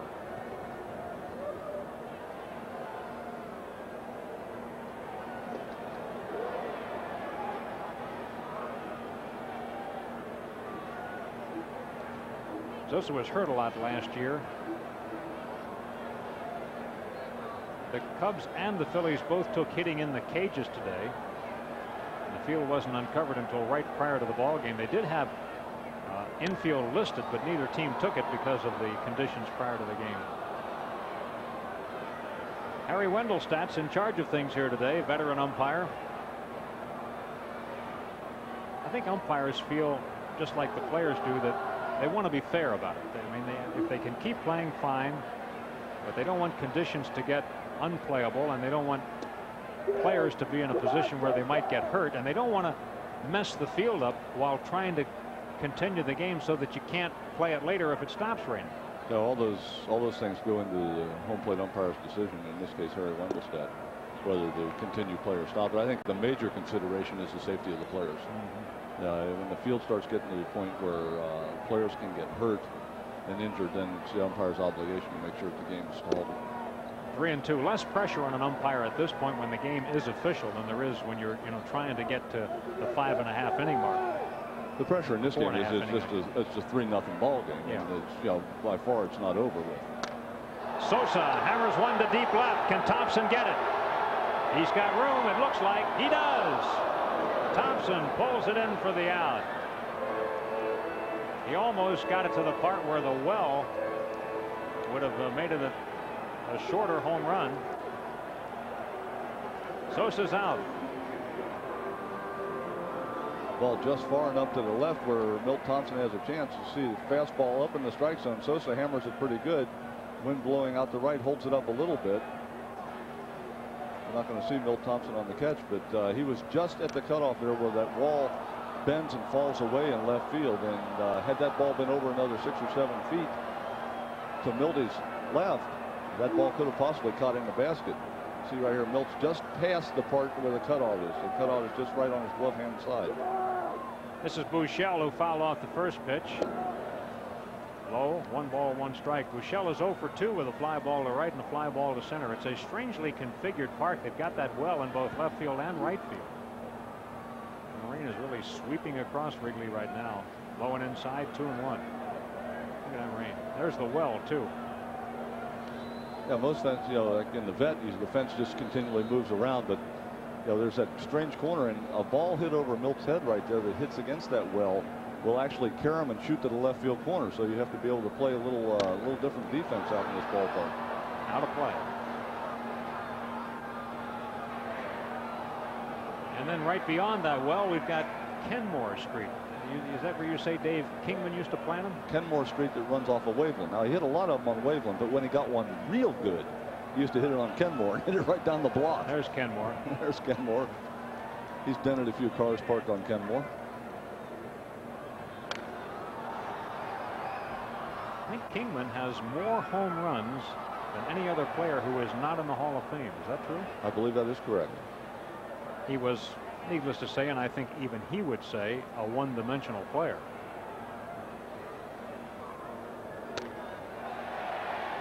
And a base hit. Buechele gets a hit. When I gave that line about more homers and not in the Hall of Fame, I'm talking about eligible players. Of course, there are some players still active who are in that category. Andre Dawson certainly being one. Hit number 6 for the Cubs. Vizcaíno has grounded into a fielder's choice and walked in his 2 plate appearances today. Rain still coming, but letting up a little bit, and it's looking a little lighter here at Wrigley Field.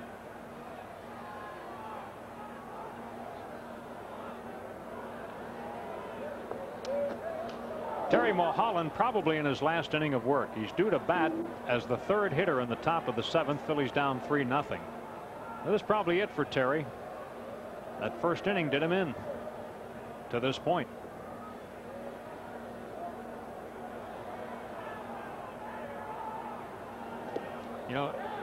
Talking about that, though, that is the mark of a good pitcher, to give up 3 in the first and then settle down and don't give him anything more. Yeah, a lot of pitchers can go out there, and if you have a first inning like that, it will never come back together. And in the beginning of Terry's career, that was exactly the case with him.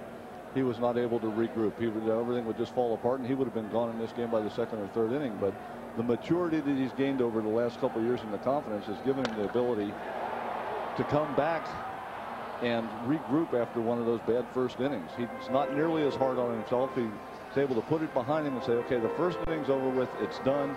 Now I've got a ball game to pitch. And that's exactly what he's done today. Regrouped and gone out and pitched a whale of a ball game since that first inning. In the back of his mind, he knows he's playing behind a good offensive team, too, and they're likely to get something before this afternoon's over. Morgan's been dominant so far. Still 1 ball, 2 strikes on Vizcaíno.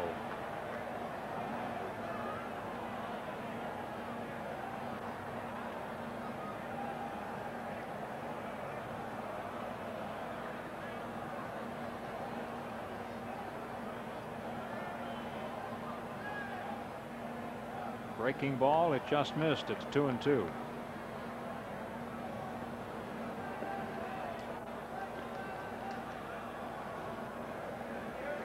Vizcaíno hit his 3-run home run off Ben Rivera.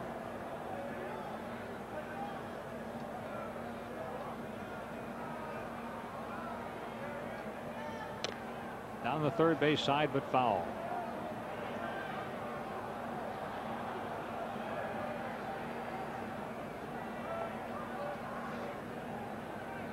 Who appreciates it most got it too. Yep.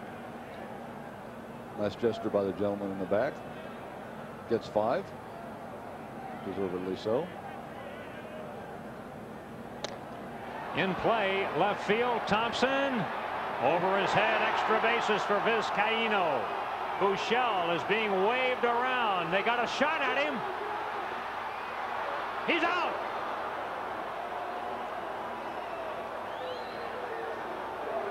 Vizcaino doubles, but the Phillies get Buechele at the plate. We see Milt running into left center field, cannot quite catch up to it at the last second, puts his head down. Now he gets the ball back, overthrows Juan Bell, the first cutoff man, but Mickey Morandini alertly in position, gets rid of the ball quickly, and as we mentioned earlier, Buechele with not the greatest speed in the league, to throw a little bit offline, but Dutch able to get the tag into his chest before he gets to home plate. So the Cubs gamble and try to score Buechele from first base with only one out and end up having to pay the price on a great relay by Mickey Morandini of the overthrow.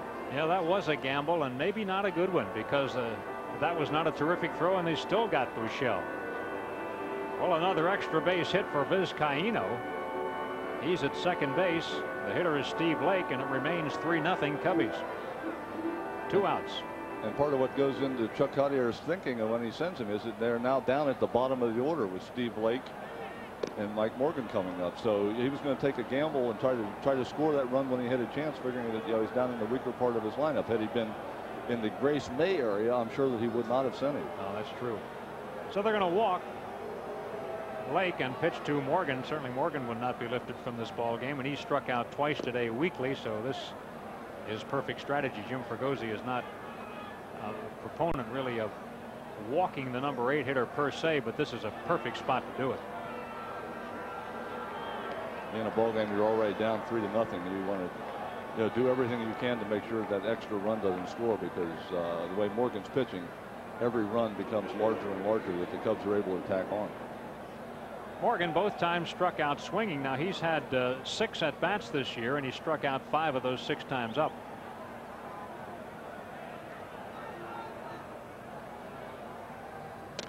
Puts it in play. Holland's got the force out at third base, steps on the bag, and that'll do it. No runs, 2 hits, 2 men left on base. After 6, 3-0 Cubs.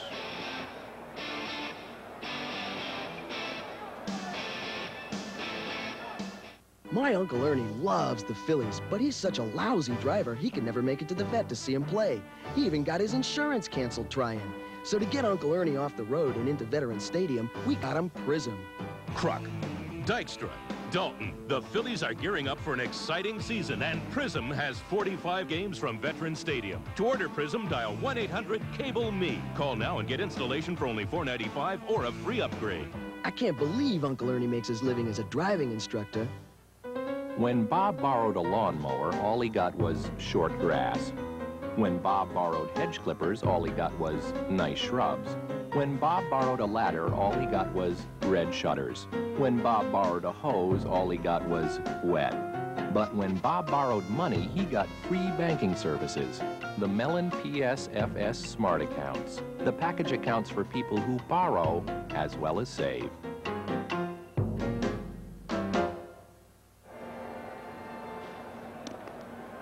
Take a look at the Phillies' upcoming telecasts. We'll be on here again tomorrow, 4 o'clock on Sports Channel against the Cubs, and on Sunday at 2:15 on PHL 17 against the Chicago Cubs. Then Tuesday at 7:30 on PHL 17, the San Diego Padres.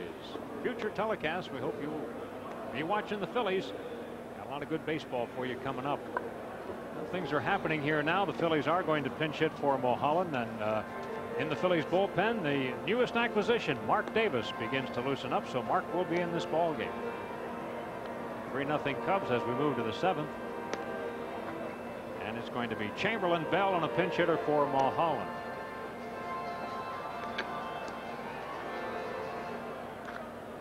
You're always looking for sparks in a ball game when you're down 3 runs, and the game's been, Morgan's been pretty much in control now. We mentioned last inning the Phillies able to start getting the ball in the air a little bit.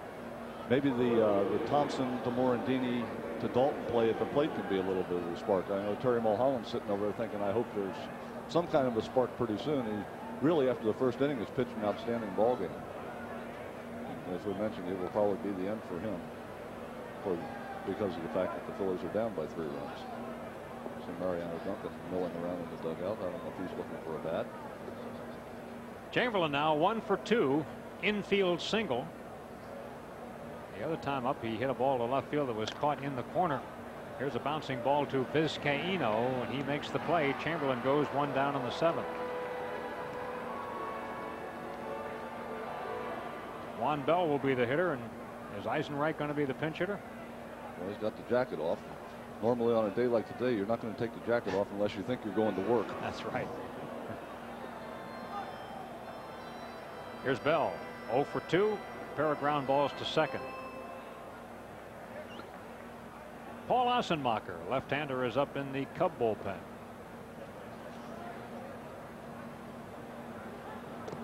Strike.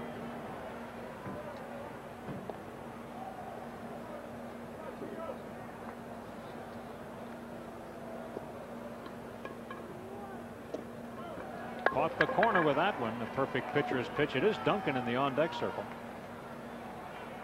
So Jimmy's going to go against percentages here with the Phillies down 3-0. Save Eisenreich. Well, Eisenreich is the only left-handed hitter that he has on the bench available. He may want to try to save him for a little later on in this ball game. Still plenty of time.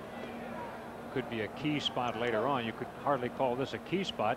Even if Bell gets on, the batter next does not represent the tying run. Slapped on the ground, but there's Grace waiting for it. He is a slick fielder. He just waits to gobble him up. Bell is retired, and Duncan comes up. Well, it's not as deadly as it normally is when you have Sandberg and Grace on this side of the infield. At least you figure with Vizcaino you have a shot at the right side of the infield, but this one hit right to Mark Grace. Again, glove down on the ground, works from the ground up, makes the play look easy, and it really wasn't that easy. He got a little bit of a short hop. Mariano hitting at .316 with no homers, 1 run batted in. 0 for 1 as a pinch hitter. The Phillies pinch hitters overall 3 for 8. Take that percentage for the whole year. Nice stop by Morgan. Underhand throw, and Duncan is out. You're watching Phillies baseball on Sports Channel. In order, stretch time at Wrigley. 3-0 Cubs.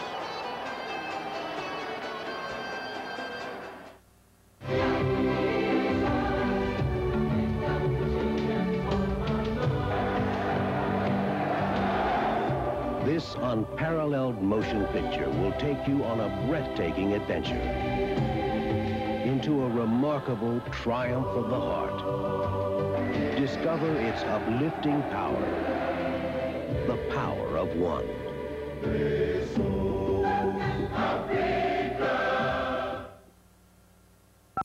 Which food contains the highest amount of sugar? A, 1 cup of ice cream, 7 teaspoons. B, 1 cup of plain gelatin, 12 teaspoons. C, 1 cup of sherbet, 14 teaspoons. Be careful what you eat. Gelatin and sherbet contain almost twice the amount of sugar as ice cream.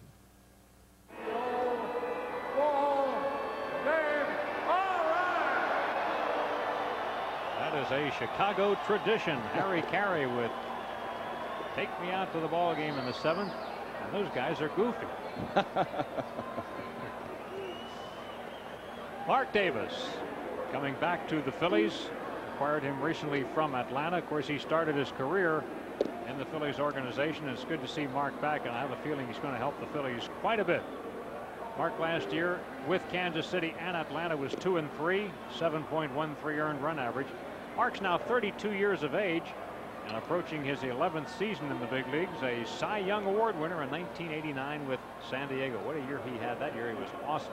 I thought it was interesting the other day, John Kruk, speaking of Kruk rules, John Kruk talking about Mark Davis and saying that he really thinks that being with this ball club with the relaxed atmosphere that's around here and the way these guys are is going to help Mark, because he played with him in San Diego. He knows his personality. He thinks he's going to fit in real well with this ball club. Yeah, and then he said if he doesn't, we'll kill him. And then we'll kill him. And we won't have to worry about it. Now, so you can only say that about your real good buddies. You know, if you don't know a guy real well, you might not be able to get away with that. Willie Wilson 1 for 3 today. He got that 3-run first inning rally underway by getting a base hit to start this ball game, and that's been the only troublesome inning in this game. Pitchers have dominated throughout. It's 3-0 Cubs.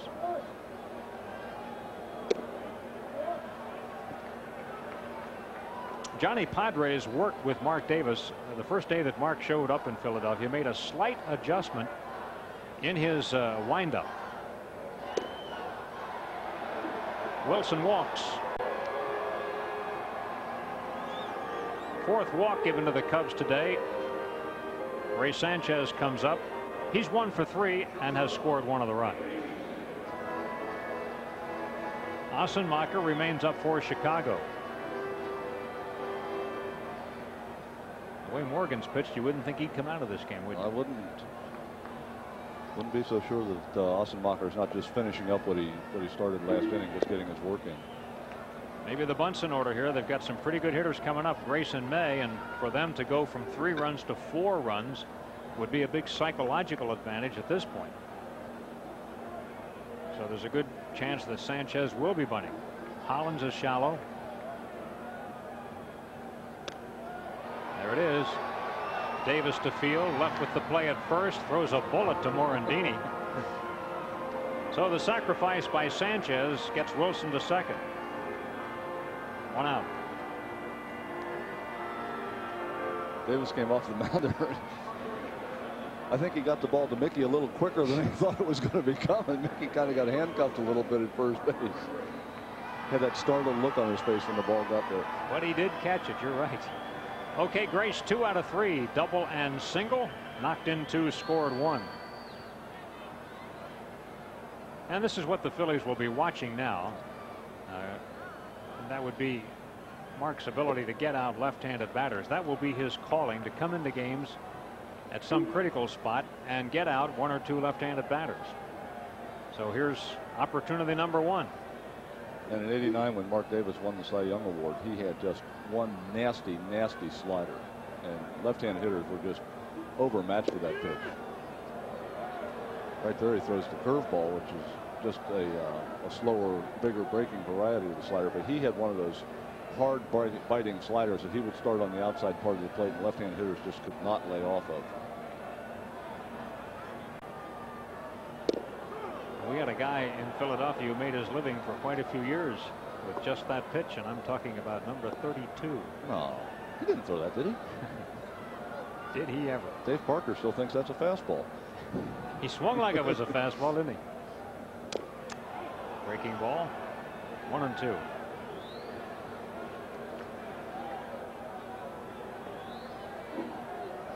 Mark Davis. Mark 6'4", 210 pounds. Born in Livermore, California, makes his home in suburban Atlanta and says he's going to stay there for a while. He's got some children in school there, which he wants to see through, but he loves the Pennsylvania area. If things work out for him and with the Phillies, I wouldn't be surprised to see him eventually move back to our area. On the corner, Grace does not believe it, but he will walk away. Davis gets a strikeout, and that was definitely borderline.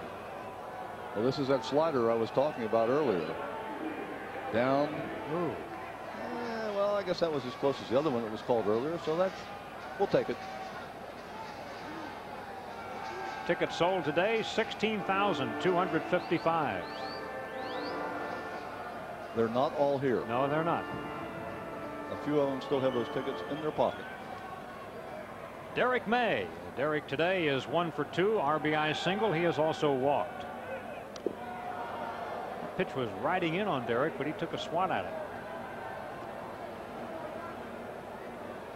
Cubs ahead 3-0, 7th inning.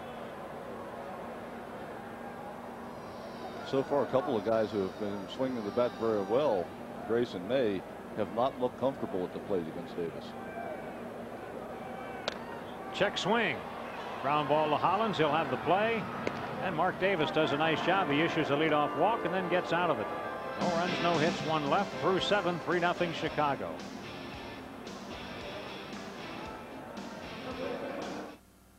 Some people will only go to Texaco. Why? Why? Are you kidding? Look at this cab. It's as clean as my fuel injectors. System 3 gasoline helps restore performance to older models. I know about that. And Doritos. Ha ha! Everybody gets what they want. Tommy gets pretzels, Dawn gets juice, Van gets System 3. Visit your Texaco station and Food Mart for unbeatable System 3 gasolines and so much more. I always come here to fill up. Thank you. Thank you very much. Something to drink, sir? Yeah, make it a Bud Light. Sorry, we just ran out. Oh. Excuse me.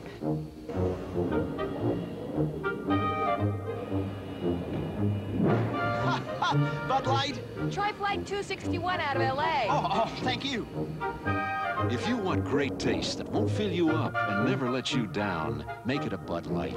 Do you have a Bud Light? Yes. Welcome aboard, sir. Great. Where are we going? Phillies baseball on Sports Channel is brought to you by Bud Light. Day in and day out, at home or on the road, you can always count on the great taste of Bud Light. It won't fill you up and never let you down, so make it a Bud Light. Well, this would appear to be the chance for the Phillies if they're going to do something today. Here in the 8th inning, they trail 3-0. They are at the top of the batting order, and sure enough, Mike Morgan is still on the hill, even though Assenmacher was warming up. It doesn't surprise us that Morgan is going out there. Well, as I mentioned to you between innings, had Morgan been coming out of this game, there probably would have been a shot in the Cubs dugout of a fight going on in there between Jim Lefevre and Mike Morgan. The way he's pitching today, you have to get a crowbar to get him out of this ball game. Bobby Aralt and Larry Anderson are throwing in the Phillies bullpen. Top of the lineup, Davis batting in the 9th spot, so that's not of immediate concern, although I would assume there's a good chance that Davis will pitch just that one inning in his Phillies debut. Well, he got through the left-handed part of the Cub lineup, and now from here on out, the next inning, it'll be all right-handers. Lenny has grounded out to second, line to center, and walked.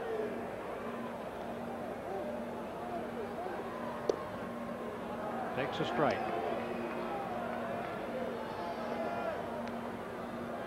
As you mentioned, down 3-0. This is the inning the Phillies really have to try this. Not the only inning that they have an opportunity to do it, but this is the inning that they're in the best position, being at the top of the lineup. You got the guys to get on for one of the big boys to bop one out of here. 1 ball, 1 strike on Lenny.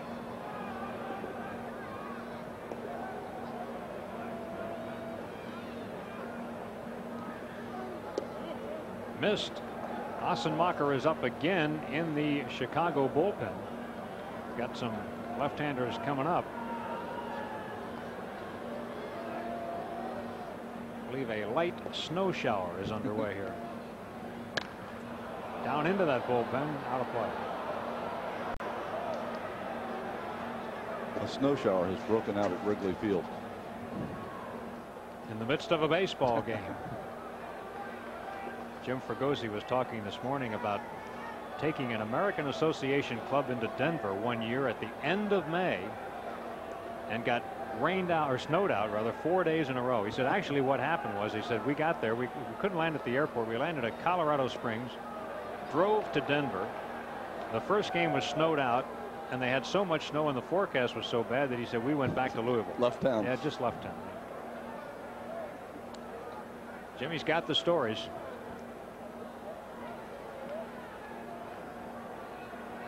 And he's got what he feels is a darn good ball club this year. 3-2 pitch. Lenny back through the middle on a base hit. The 8th inning rally is underway. Dykstra's first hit of the ball game. Phillies hit number 4.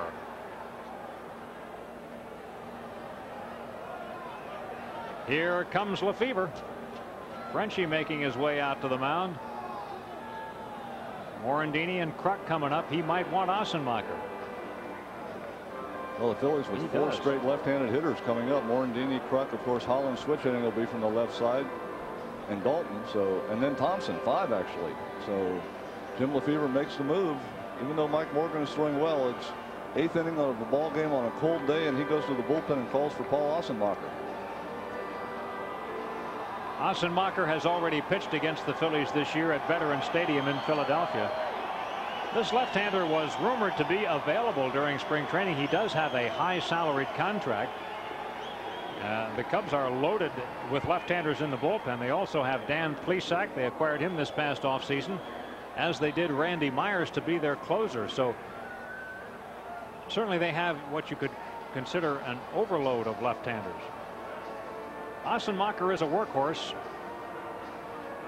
4-3 lifetime against the Phillies. This year, Assenmacher makes his 4th appearance, earned run average 6.75. Opposing hitters are batting .294 off Assenmacher. He's 32. He hails from Detroit. This is his 7th year of big league baseball.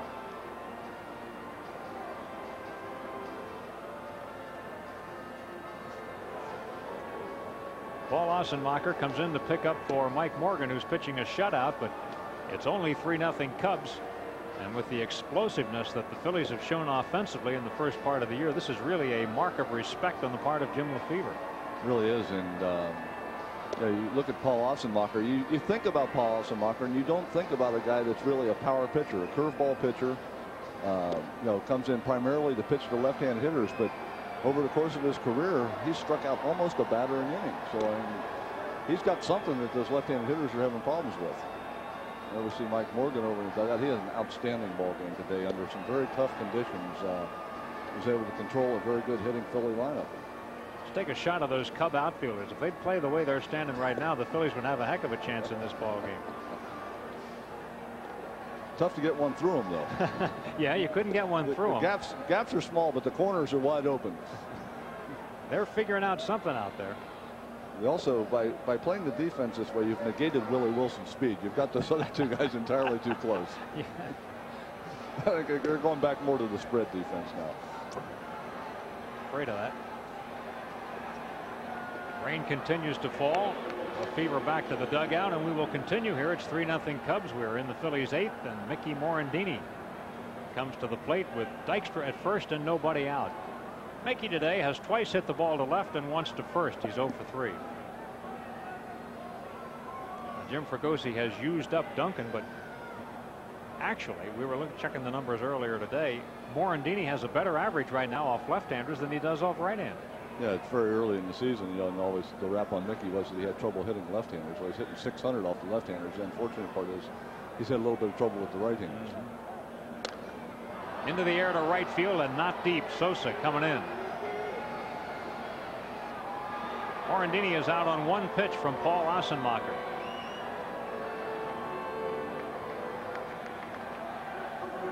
Next hitter will be John Kruk. Good day for John. He has doubled and singled in 3 trips, 2 out of 3.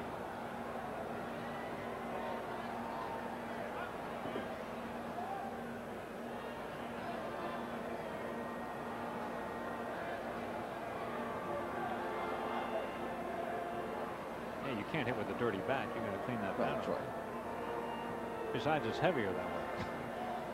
It's not very sanitary. Put pine tar all over it, and then you wipe it off to make sure it's clean. You know, that brings up an interesting question, Teak. If you're using a dark bat like Kruk is, did he swing at that? No swing. If you use a dark bat, as John is, how do you know how far that pine tar goes? I guess the umpire has to get his hands in it, and I can guarantee you Harry Wendelstadt's not putting his hands all over a bat with pine tar on. They might not come off. I think he wouldn't have had this problem down in Houston if he had a black bat. Nobody'd have known.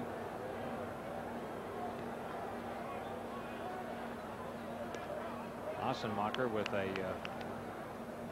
what do you want to, just a show move. Yeah, that was just to let you remind you that I know you're over there, but I'm not really too interested in doing anything with you.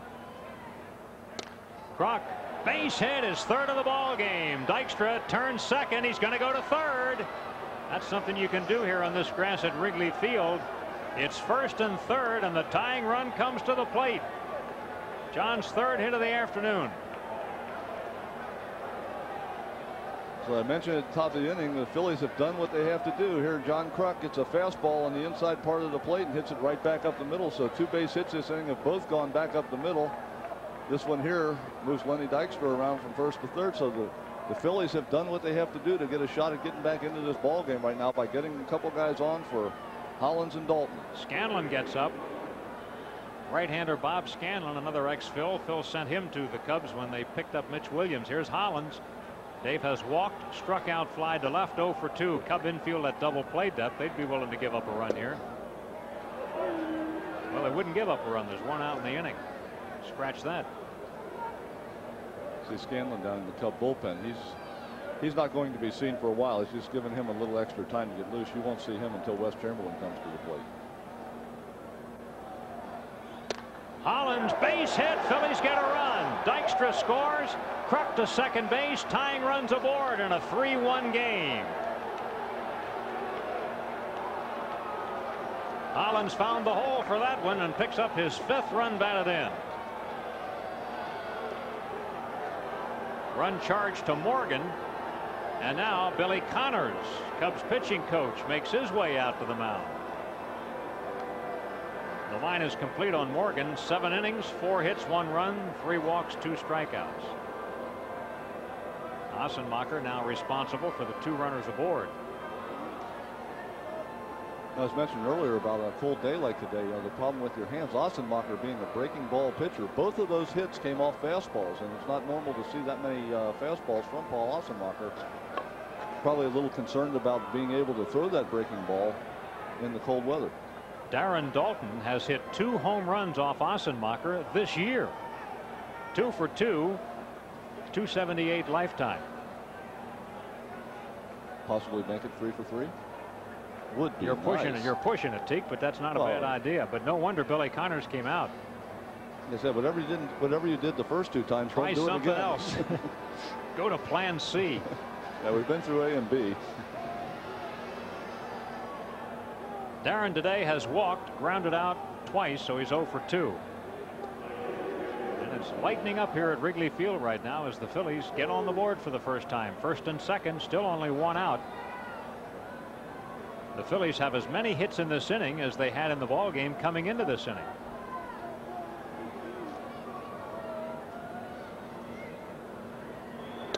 Hits it hard, base hit for Daulton.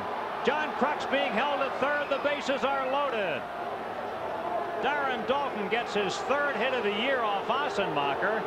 Well, he's done a great job of getting these lefties out, hasn't he? Jim Lefevre over in the Cub dugout trying to decide if he's going to give him one more shot at one more left-hander. He looks down in the bullpen. Only has Bob Scanlon throwing down there. Milt Thompson's coming back to the dugout.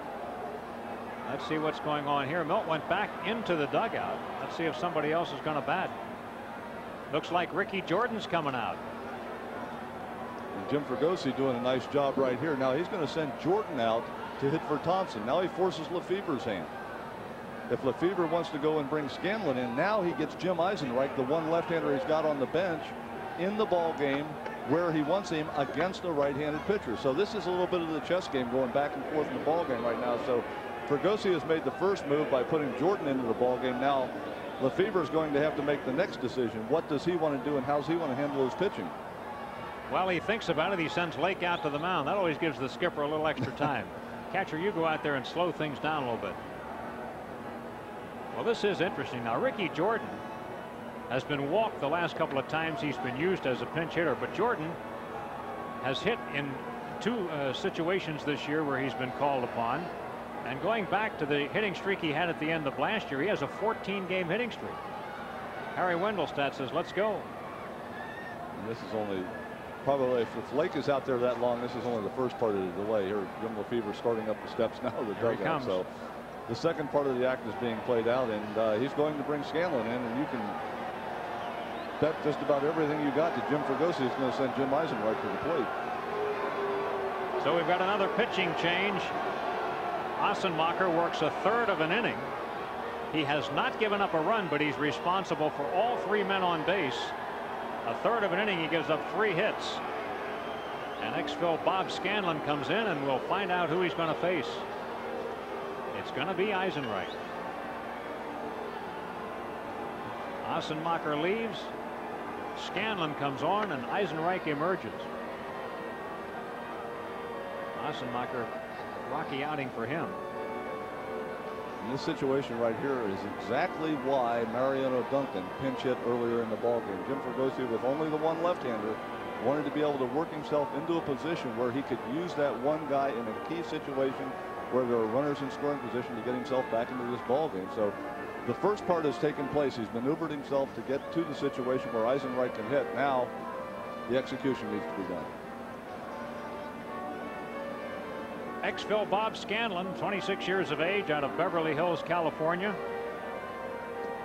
Scanlon, this year with the Cubs, is appearing in his 5th ball game. He's taken one of the losses. He's 0-1 with a 6.75 earned run average. And batters are hitting .273 off Scanlon this year.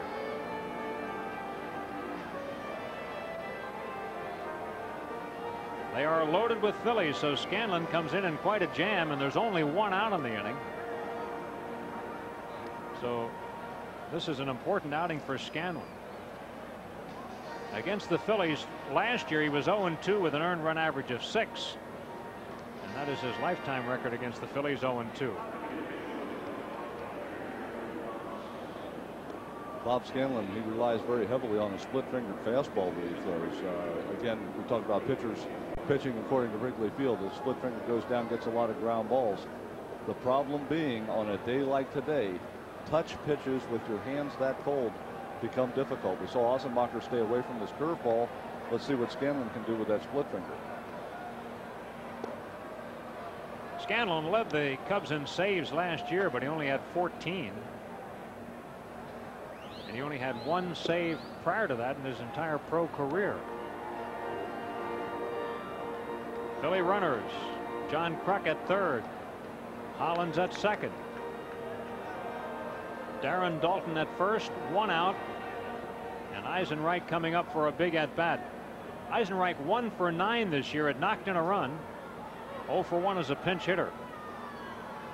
Eisenreich knocked in his run against the Astros in the opening series.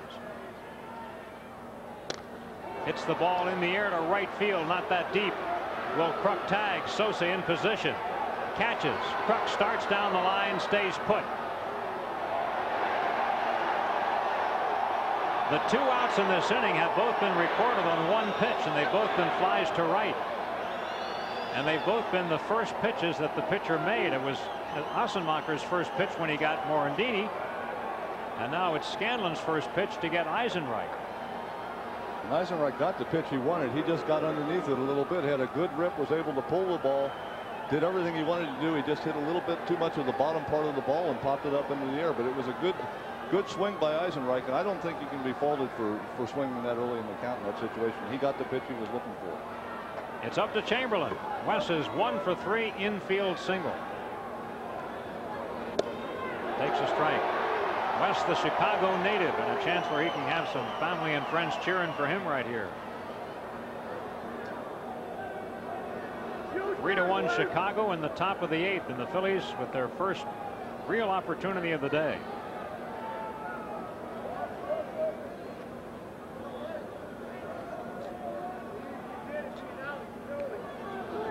Hard hit in the hole. Play to second, and he held it in time for the out. Oh boy. Phillies bid to get some more there, just falls short. The Phillies get 1 run, 4 hits, bases left loaded for the second time today. Cubs lead 3-1. You're watching Phillies baseball on Sports Channel.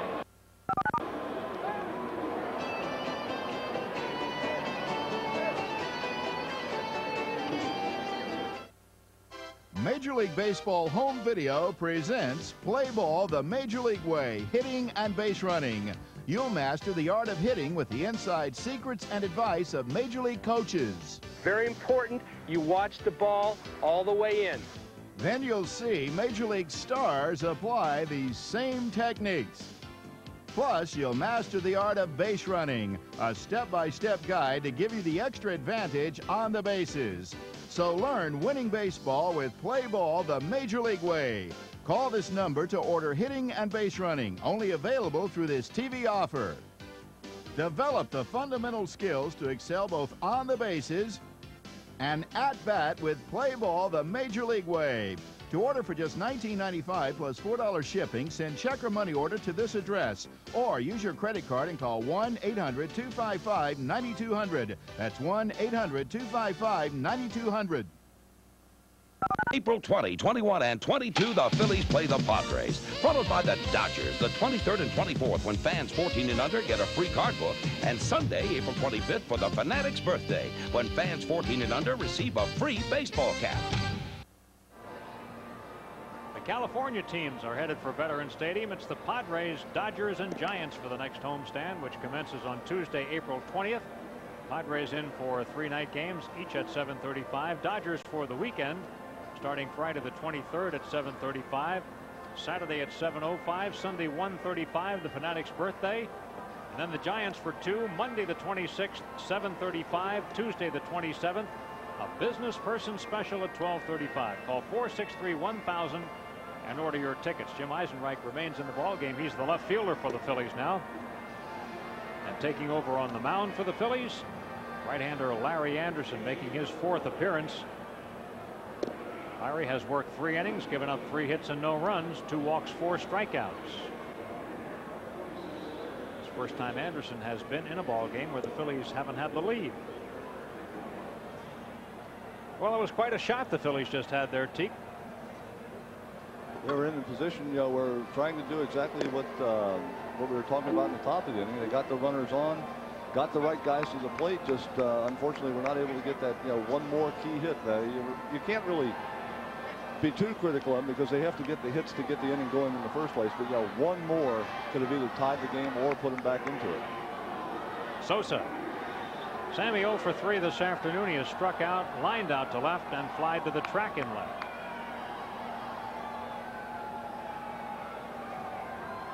Randy Myers heating in the Chicago bullpen. Sosa takes a swing and a miss. They got him to be their closer, and it's definitely a close situation, a 3-1 Cub lead. Anderson always from the stretch. 1-1. And almost always on the outside part of the plate.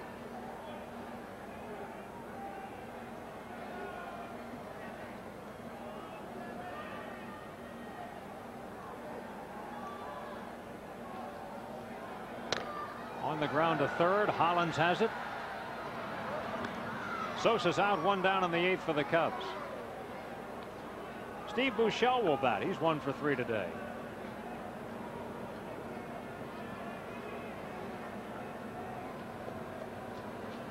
Buechele singled his last time up and then got thrown out at the plate. Trying to score the Cubs' 4th run. That was a big one to cut down. It was back in the 6th inning.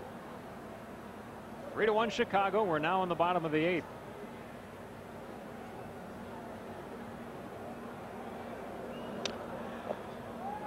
You know, the Cubs, aside from playing these Phillies in these games last weekend and this weekend, don't play another Eastern Division team until May 14th when they meet Pittsburgh. The quirks of the new schedule. It's going to take a while to get used to that. It used to be you started in your division, you played in the other division, you went back to yours, and you went back and forth, and everybody was playing the same teams. But now you have people crossing divisions at different times of the year. You know, I don't think you can get used to it, and I don't think you're going to have to, because changes are being made so that this is likely to be the only year that it'll be precisely this setup. Pop up back of the infield. Juan Bell is ready. That's the 2nd out. Buechele is retired on a soft pop up. And Vizcaíno, who one way or another has reached base every time today. A fielder's choice, a walk, and a double. It was actually, when he reached on a fielder's choice, it was the last out of the inning, but a technicality. He reached, he just didn't get to stay. Yeah, that's right. Come visit, but don't move in.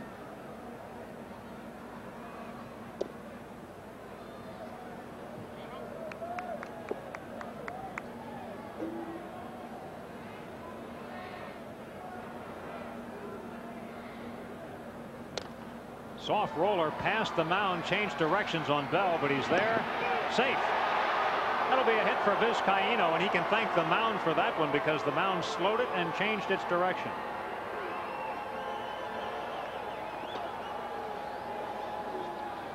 Vizcaíno hits this ball back up the middle. Now Larry Anderson's falling off to the side. He can't get back to it. It hits the dirt part of the mound and kills it. Now Bell has to wait for it behind the second base bag. Gets rid of the ball on time, but Vizcaíno just quick enough to beat the play to first base. That's an accurate call. He was safe. Steve Lake is the batter. Dwight Smith in the on-deck circle to hit for Scanlon, because they're going to bring Myers into this game anyway.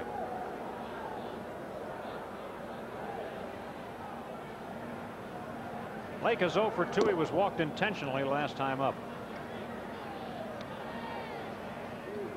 Ex-Phil Lake, I notice on the stats, has already thrown out the 2 base stealers who've tried to steal against him this year. He is always excellent in that category. That is not an upset. He's about 50% for his career, when 30% is about the average and considered, you know, pretty good. He's at 50. Yeah, and that considered, you know, some of his career, he has not had the best pitching staffs in the world to work with as far as guys getting rid of the ball and getting it to him in a hurry. So he has a strong arm and he's accurate with it. And another thing too is he's never been an everyday player, so that means that, you know, he's always coming off a few days in the dugout when he does that. Remember last year he joined the Phillies right at the beginning of the year. He had spent spring training with San Francisco. Pop up, playable by Dalton. Darren kicks the helmet. He threw it out in front and then kicked it, but he was able to catch the ball for the final out. Cubs in the 8th, no runs, 1 hit, 1 left, and we're going to the 9th with the Cubs holding a 3-1 lead.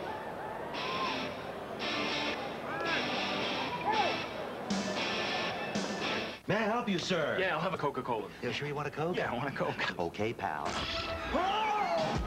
How did you order Coke? It tastes good. I didn't care if it was a Coke. You just want to I'll just have a cola. I'll just have a cola. I'll just have a cola. Something to drink, sir? I'll just have a... You'll just have a... I'll just have a Coke. Ooh. Hear that, guys? A Coca-Cola. See ya, pal. Oh.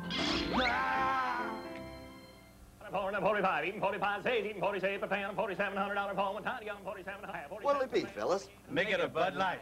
Sorry. This is the last one. Well, I think I've been... I'll take that one. What do you want to give for it? I'm a 2 and a 10. Give me 10, a 20 big. Give me 20 now, 30. Give me 30 now, 40 big. Give me 40 now, 50. Give me 50 now, 60 big. Give me 60 now, 70. Give me 70 now, 80. If you want great taste that won't fill you up and never let you down, make it a Bud Light. Bud Light, please. Sorry, boys. This is the last one.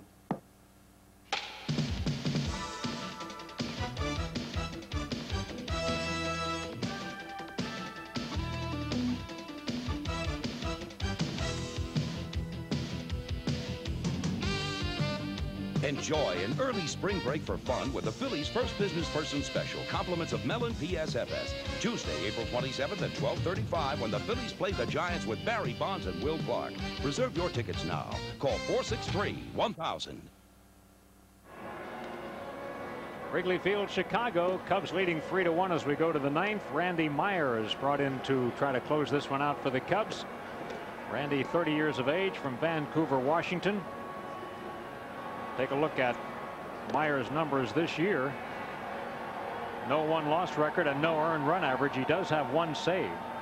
And the Phillies are going to bring some lumber off the bench and try to see what they can do about this. Todd Pratt makes his first appearance of the year.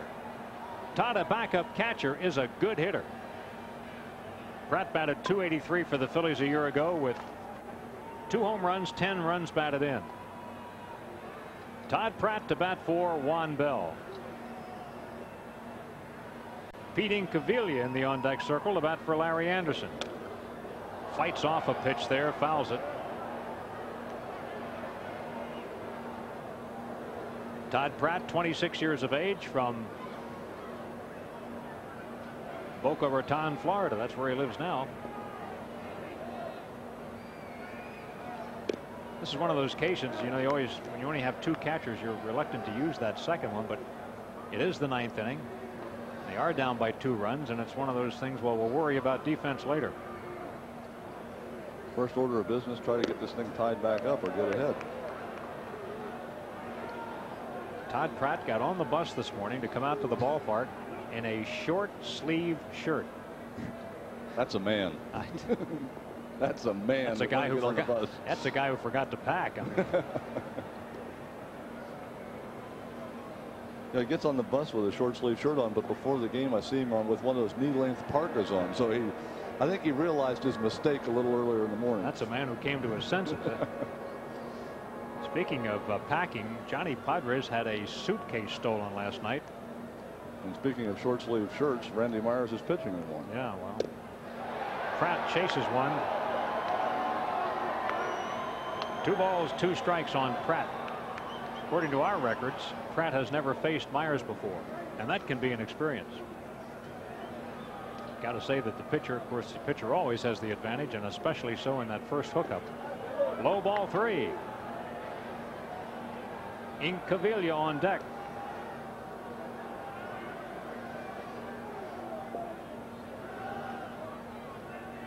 He's ready. Pratt into the outfield. Sosa giving chase. Can't get it. It's in play. Extra bases for Pratt. He goes to second and will hold there. And the Phillies have the 9th inning underway on a pinch double by Todd Pratt.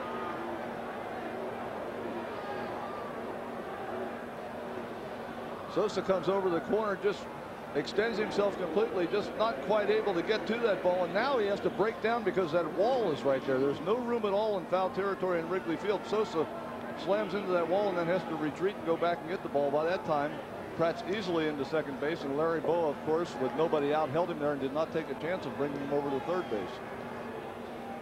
Here is Pete Incaviglia batting .294 with a homer and 5 RBIs, 1 for 2 as a pinch hitter. He's batting for Larry Anderson. Just want to mention with Pratt too, something he did there that we saw him do a lot during spring training. With 2 strikes, he shortens his swing and will put the ball in play to the right side. Got himself a double with it. Going inside, ball 1 on Incaviglia. Pete has faced Myers before. He's 1 for 3 off him in his career. Dykstra next, top of the lineup. Nobody out in the 9th inning. Cubs ahead 3-1. Inky chases one. He likes that pitch up. That one up and maybe a little away. Well, what we have here right now is a little bit of power on power. Myers a fastball pitcher, Inky a fastball hitter. So there's not going to be a whole lot of tricking going on, I don't think, in this at bat. Yeah, high heat. Myers saved a career high 38 games for San Diego last year.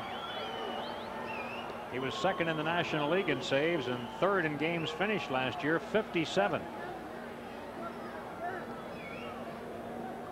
He was 6 for 6 in save situations against the Phillies last year.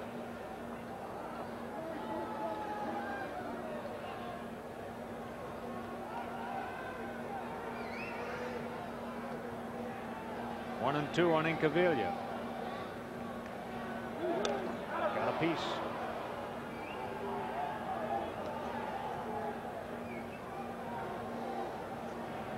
Inky last year with the Houston Astros.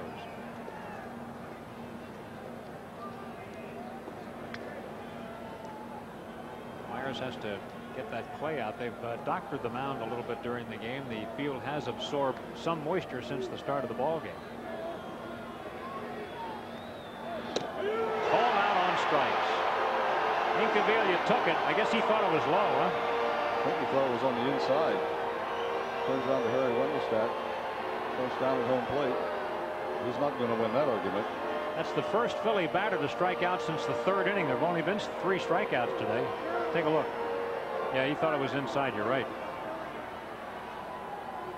Well, that's the first out. Now back to the top of the order and Lenny Dykstra. Lenny has scored the only Phillies run today following leadoff single last inning. He's 1 for 3 plus a walk. 3-1 Cubs in the 9th.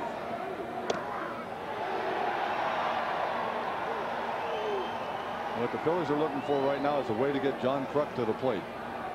That's the whole goal right now. If you get John Kruk to the plate this inning, you've got a pretty decent chance in this ball game. Out at second base is Pratt following his pinch double. Morandini in between Dykstra and Kruk. Strike. Oh, and look at Lenny. I'm saying that one was high. I believe those umpires would prefer Lenny didn't exactly. Yeah, that's usually the hand gestures are not going to be real high on their list of things that they want to see you do up there. Lenny better be ready here. Yeah.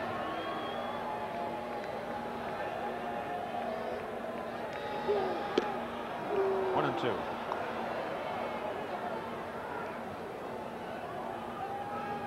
Although Harry Wendelstedt is one of the umpires in this league that you can, have some discussion with. There are others you can have no discussion at all with, but Harry is one of the veterans, been around a long time, and really nothing too much upsets him during the ball game. He's just back there doing his job. Lenny puts it in play to left field. Derek May out number 2. Dykstra retired, so if we're going to get to Kruk, it's up to Morandini to get the Phillies there by coming through. Mickey's had an 0 for 4 afternoon as Lenny returns to the dugout.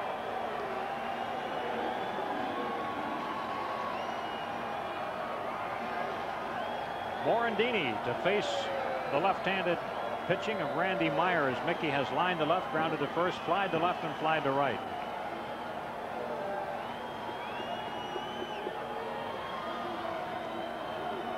Mickey representing the tying run. It's 3-1 Cubs.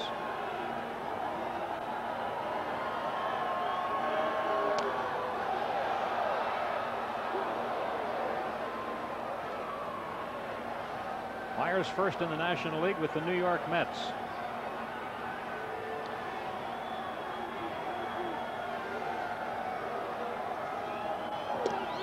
On the corner, it's a strike. 0-2 on Mickey.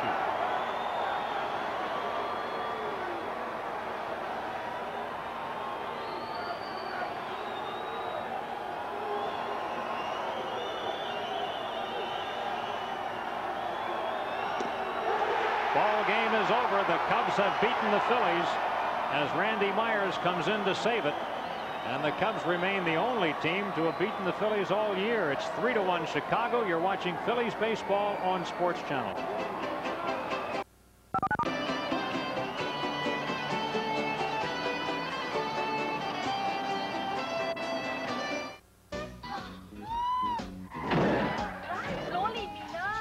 I'm really sorry. You all right? And who is this?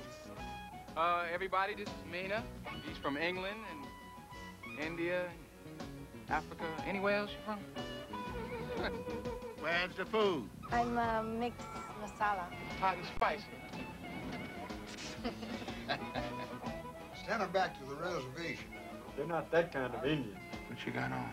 T-shirt. Guess we got a lot in common. What's wrong with you, boy? Don't you know the rules? I ain't no saint. People stick to their own kind. You're forced to accept that when you grow older. I never thought I would fall in love with you. I see. So you think I ain't good enough for your daughter, is that it? You never told me that your family had trouble with black folks. Pack your things. We're leaving Mississippi.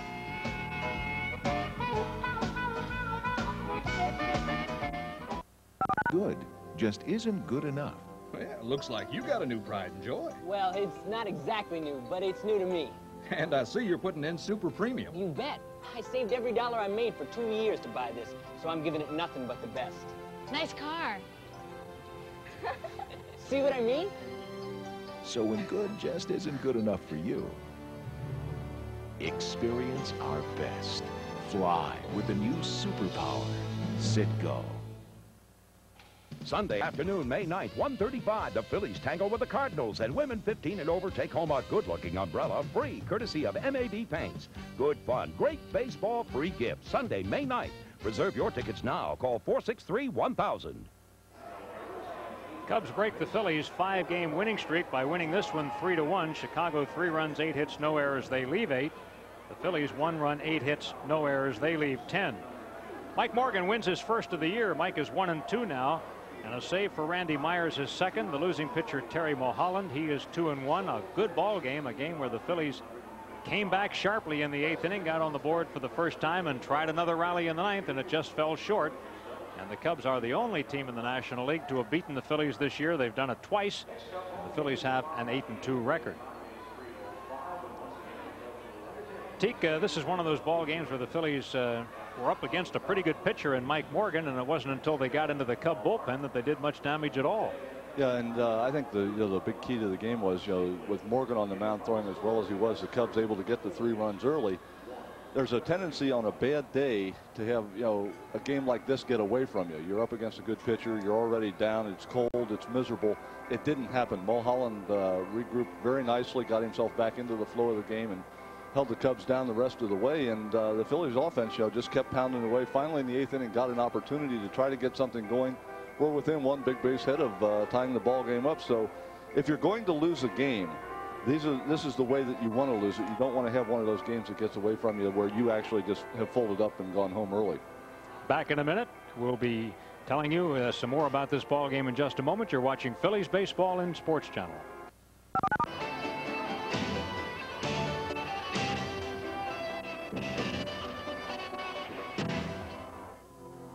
To solve a murder, he stepped into the dead man's shoes. Spencer have a first name? He called himself Bob. Officially, I don't exist. Here you go. He followed the trail to White Sands. This is about creating enemies when there aren't any. I don't ever get involved in these kinds of deals. Give $500,000 to a man you don't even know? Where truth is the ultimate disguise. I've never met anyone like you. You're honest. Even when you're lying.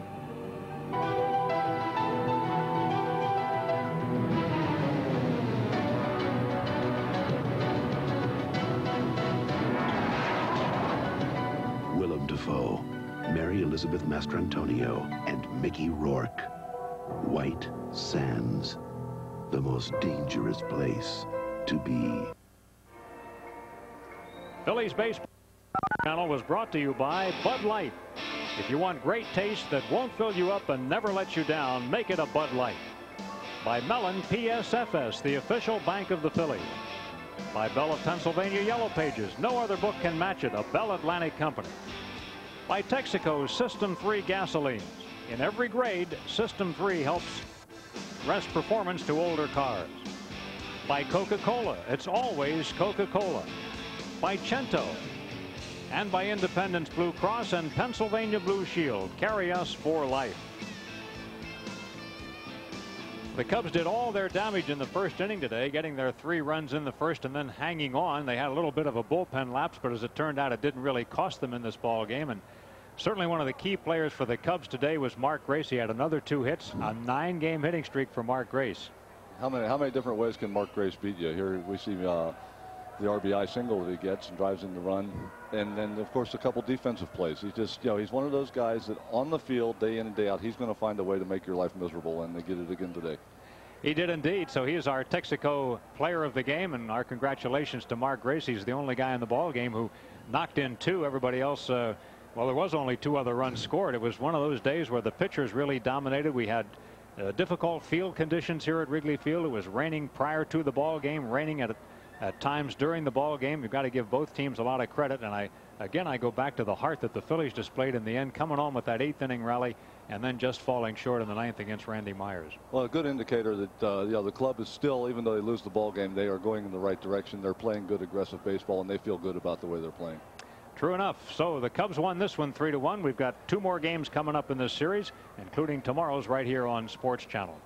Well, coming up next on Sports Channel, we've got Collector's Showcase. We'll be joining that already in progress. And then there will be more action this evening as the Flyers take on the Whalers. NHL action for you coming up tonight. That's at 7:30 right here on Sports Channel. Andy Musser for Kent DeCalvi. So long.